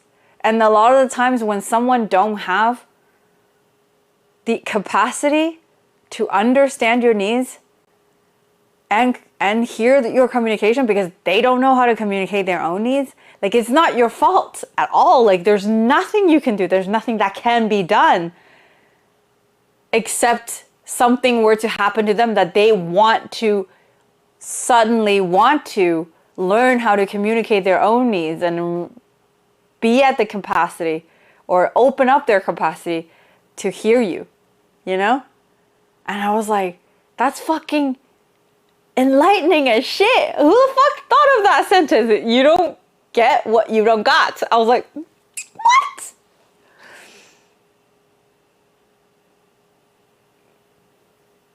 Yeah. Hi, Theo. I used to date one of my best friends. Her and I had great sex life. Great sex life. She was a gawk master.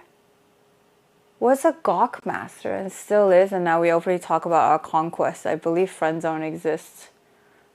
What? I continue to get mad at myself for not having been fluent in her language, but my roommate always tells me to stop beating myself up for it. Well, I'm telling you the same thing. When you guys don't speak the same language, how could you possibly?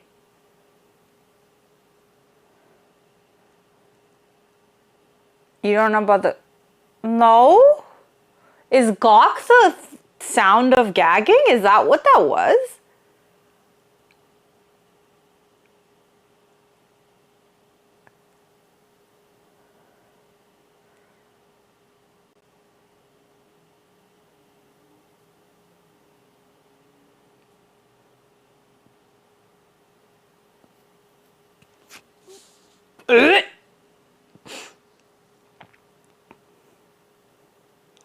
did you really love someone if you speak of them like that?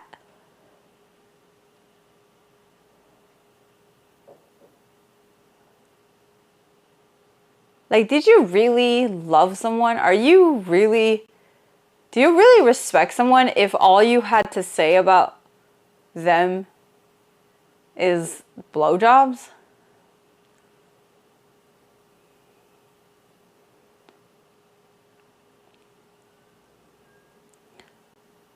Looking for a relationship that feels great to you and a relationship that doesn't feel great to you. You don't get what you don't got. Yeah, true. Yeah, like you can't get what you don't got. Like you don't have it. You know? You don't have someone who can emotionally intelligently communicate with you, then you can't intellect your way out of it.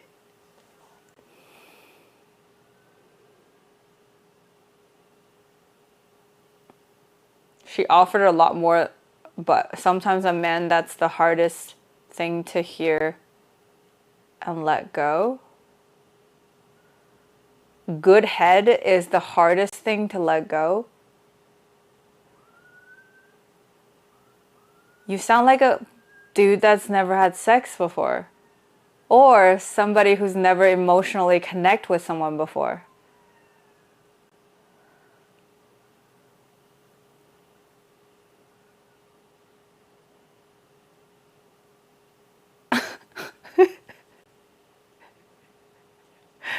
Like, what the fuck?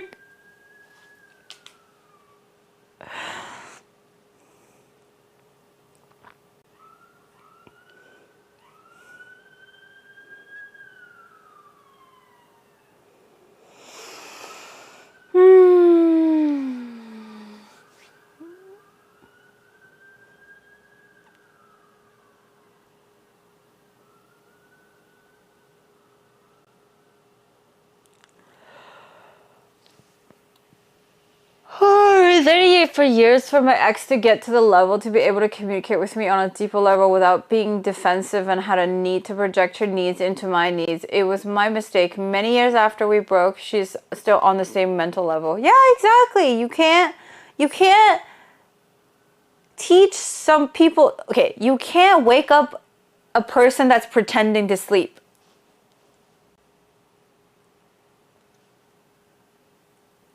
You know? Like, if they're just not in this realm of the same reality, like how the fuck you're gonna communicate? How the fuck you're gonna try to change? And then also, don't fucking date a potential. You can't date someone thinking, oh, they can grow into this person I want. No. Date the person that you want, not the person you want them to grow into. If you're not cool with them now, you're not gonna be cool with them later. And then it creates this like sentiment and also resentment in them that you don't accept them. And nobody wants to feel not accepted in their own relationship. At first they're gonna tell you, I wanna change, I'll change for you. But like nobody's gonna change for somebody else. They're only gonna change for themselves. That's it. I don't want to force feelings that aren't there again. Used to think I'll give anyone a chance, but now I don't want to go on a date with someone I don't already have feelings for. Gotta be friends first. Yeah, you also feel like when you get older, your circle of concern tightens so much and you really don't have that much time. You there are many more things you'd rather spend time on, you know? Like sometimes playing some games beats having a shitty first date. You know what I mean? Like not everybody deserves your time. You know, like you can't give everybody a chance. Not everybody deserves your time and not everybody deserves you giving them a chance. So dreams suck, y'all. I got on a lead client to play TFT yesterday and my ex was online for the first time since we broke up. And just seeing the league name made me dream of her last night. Oh no. Hug. Dude, you know what? I remember dreaming about an ex so many times. I woke up like crying because I was with my ex. So there was this ex that I didn't get over, but I was with this most recent ex that I told you guys about, and then you guys knew that I was mistreated in that. Well, let's not say mistreated or anything like that. I was not happy in that relationship, and then it just made me constantly miss the person I didn't get over. And I would like sometimes wake up. It sucked, okay? Like it was so bad because I would wake up crying thinking, why the fuck am I with this person even though I'm so in love with someone else? And then like the fact that I like cannot tell the person I still wasn't over that I was fucking miserable and I miss him so much, yada yada yada, you know? And then having to turn around and still console this person that's making me miserable. Yeah, never again. Like honestly, that relationship taught me so much, okay? Like like I said on the video that I made today, like that I uploaded today, I'm never gonna be fucking grateful to have met him, but it was definitely a big lesson learned.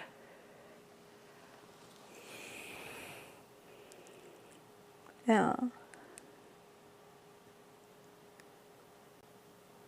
It was definitely a big lesson learned. Very, very happy that dude's not longer in my life. Like,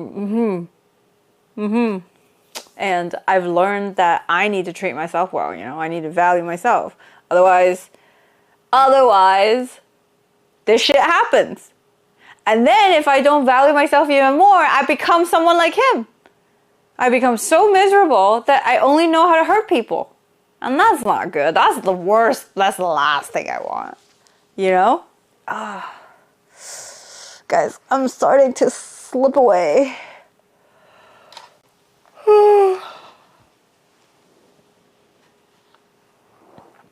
Starting to fall asleep. I gotta go. I got more videos coming because I've been filming and I've been like, I actually really like this whole like getting ready and just talk, you know, and I think it's a really, really nice thing because I get to focus on something else and I don't have to feel like I'm nervous looking into myself while I'm like filming. So it's kind of like, it gives a lot of people something to watch. Like, even if you're not interested in what I say, at least maybe you want to see how I do my makeup, you know? But yeah. Anyway, I think I'm gonna go.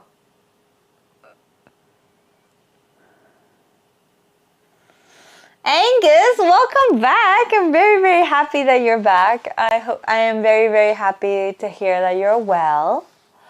And yeah. Hope to see you more often as well. Follow me on Instagram, man. Yeah, so I'm gonna go. I also don't feel that good. I really shouldn't have eaten this is like, I've been eating so healthy that like one meal of fried chicken is like sending my stomach. Like I'm not feeling that good because of my tummy. Because of my tummy not being used to junk food anymore. You're dope. Your people are dope. Sweet dreams and have a good day, everyone. Aww, that's so nice.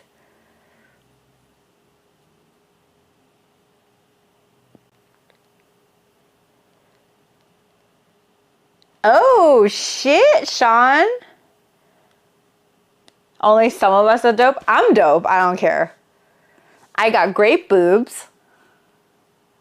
And I got a great ass. And my face is round. I don't love it, but you know, eventually I'll learn how to love it. Yeah. My new stomach. No, actually, Chinese food is actually quite healthy for me. So it's fine. I'll be okay. Okay. I'm gonna head out. Thank you guys so much for watching and keeping me company and having discussions with me. I always appreciate it so much. And have a great week. If there's anybody new and you haven't followed me on Instagram, Twitter, and Discord, and TikTok, and YouTube, remember, you'll go do that because, you know, I got lots of content coming up every week. So you'll get to know me there, and then you can come ask me questions on every Sunday. It's all good. Like I got a system set up until I go back to China. Then you're gonna see me more on stream, if the time zone aligns. But yeah.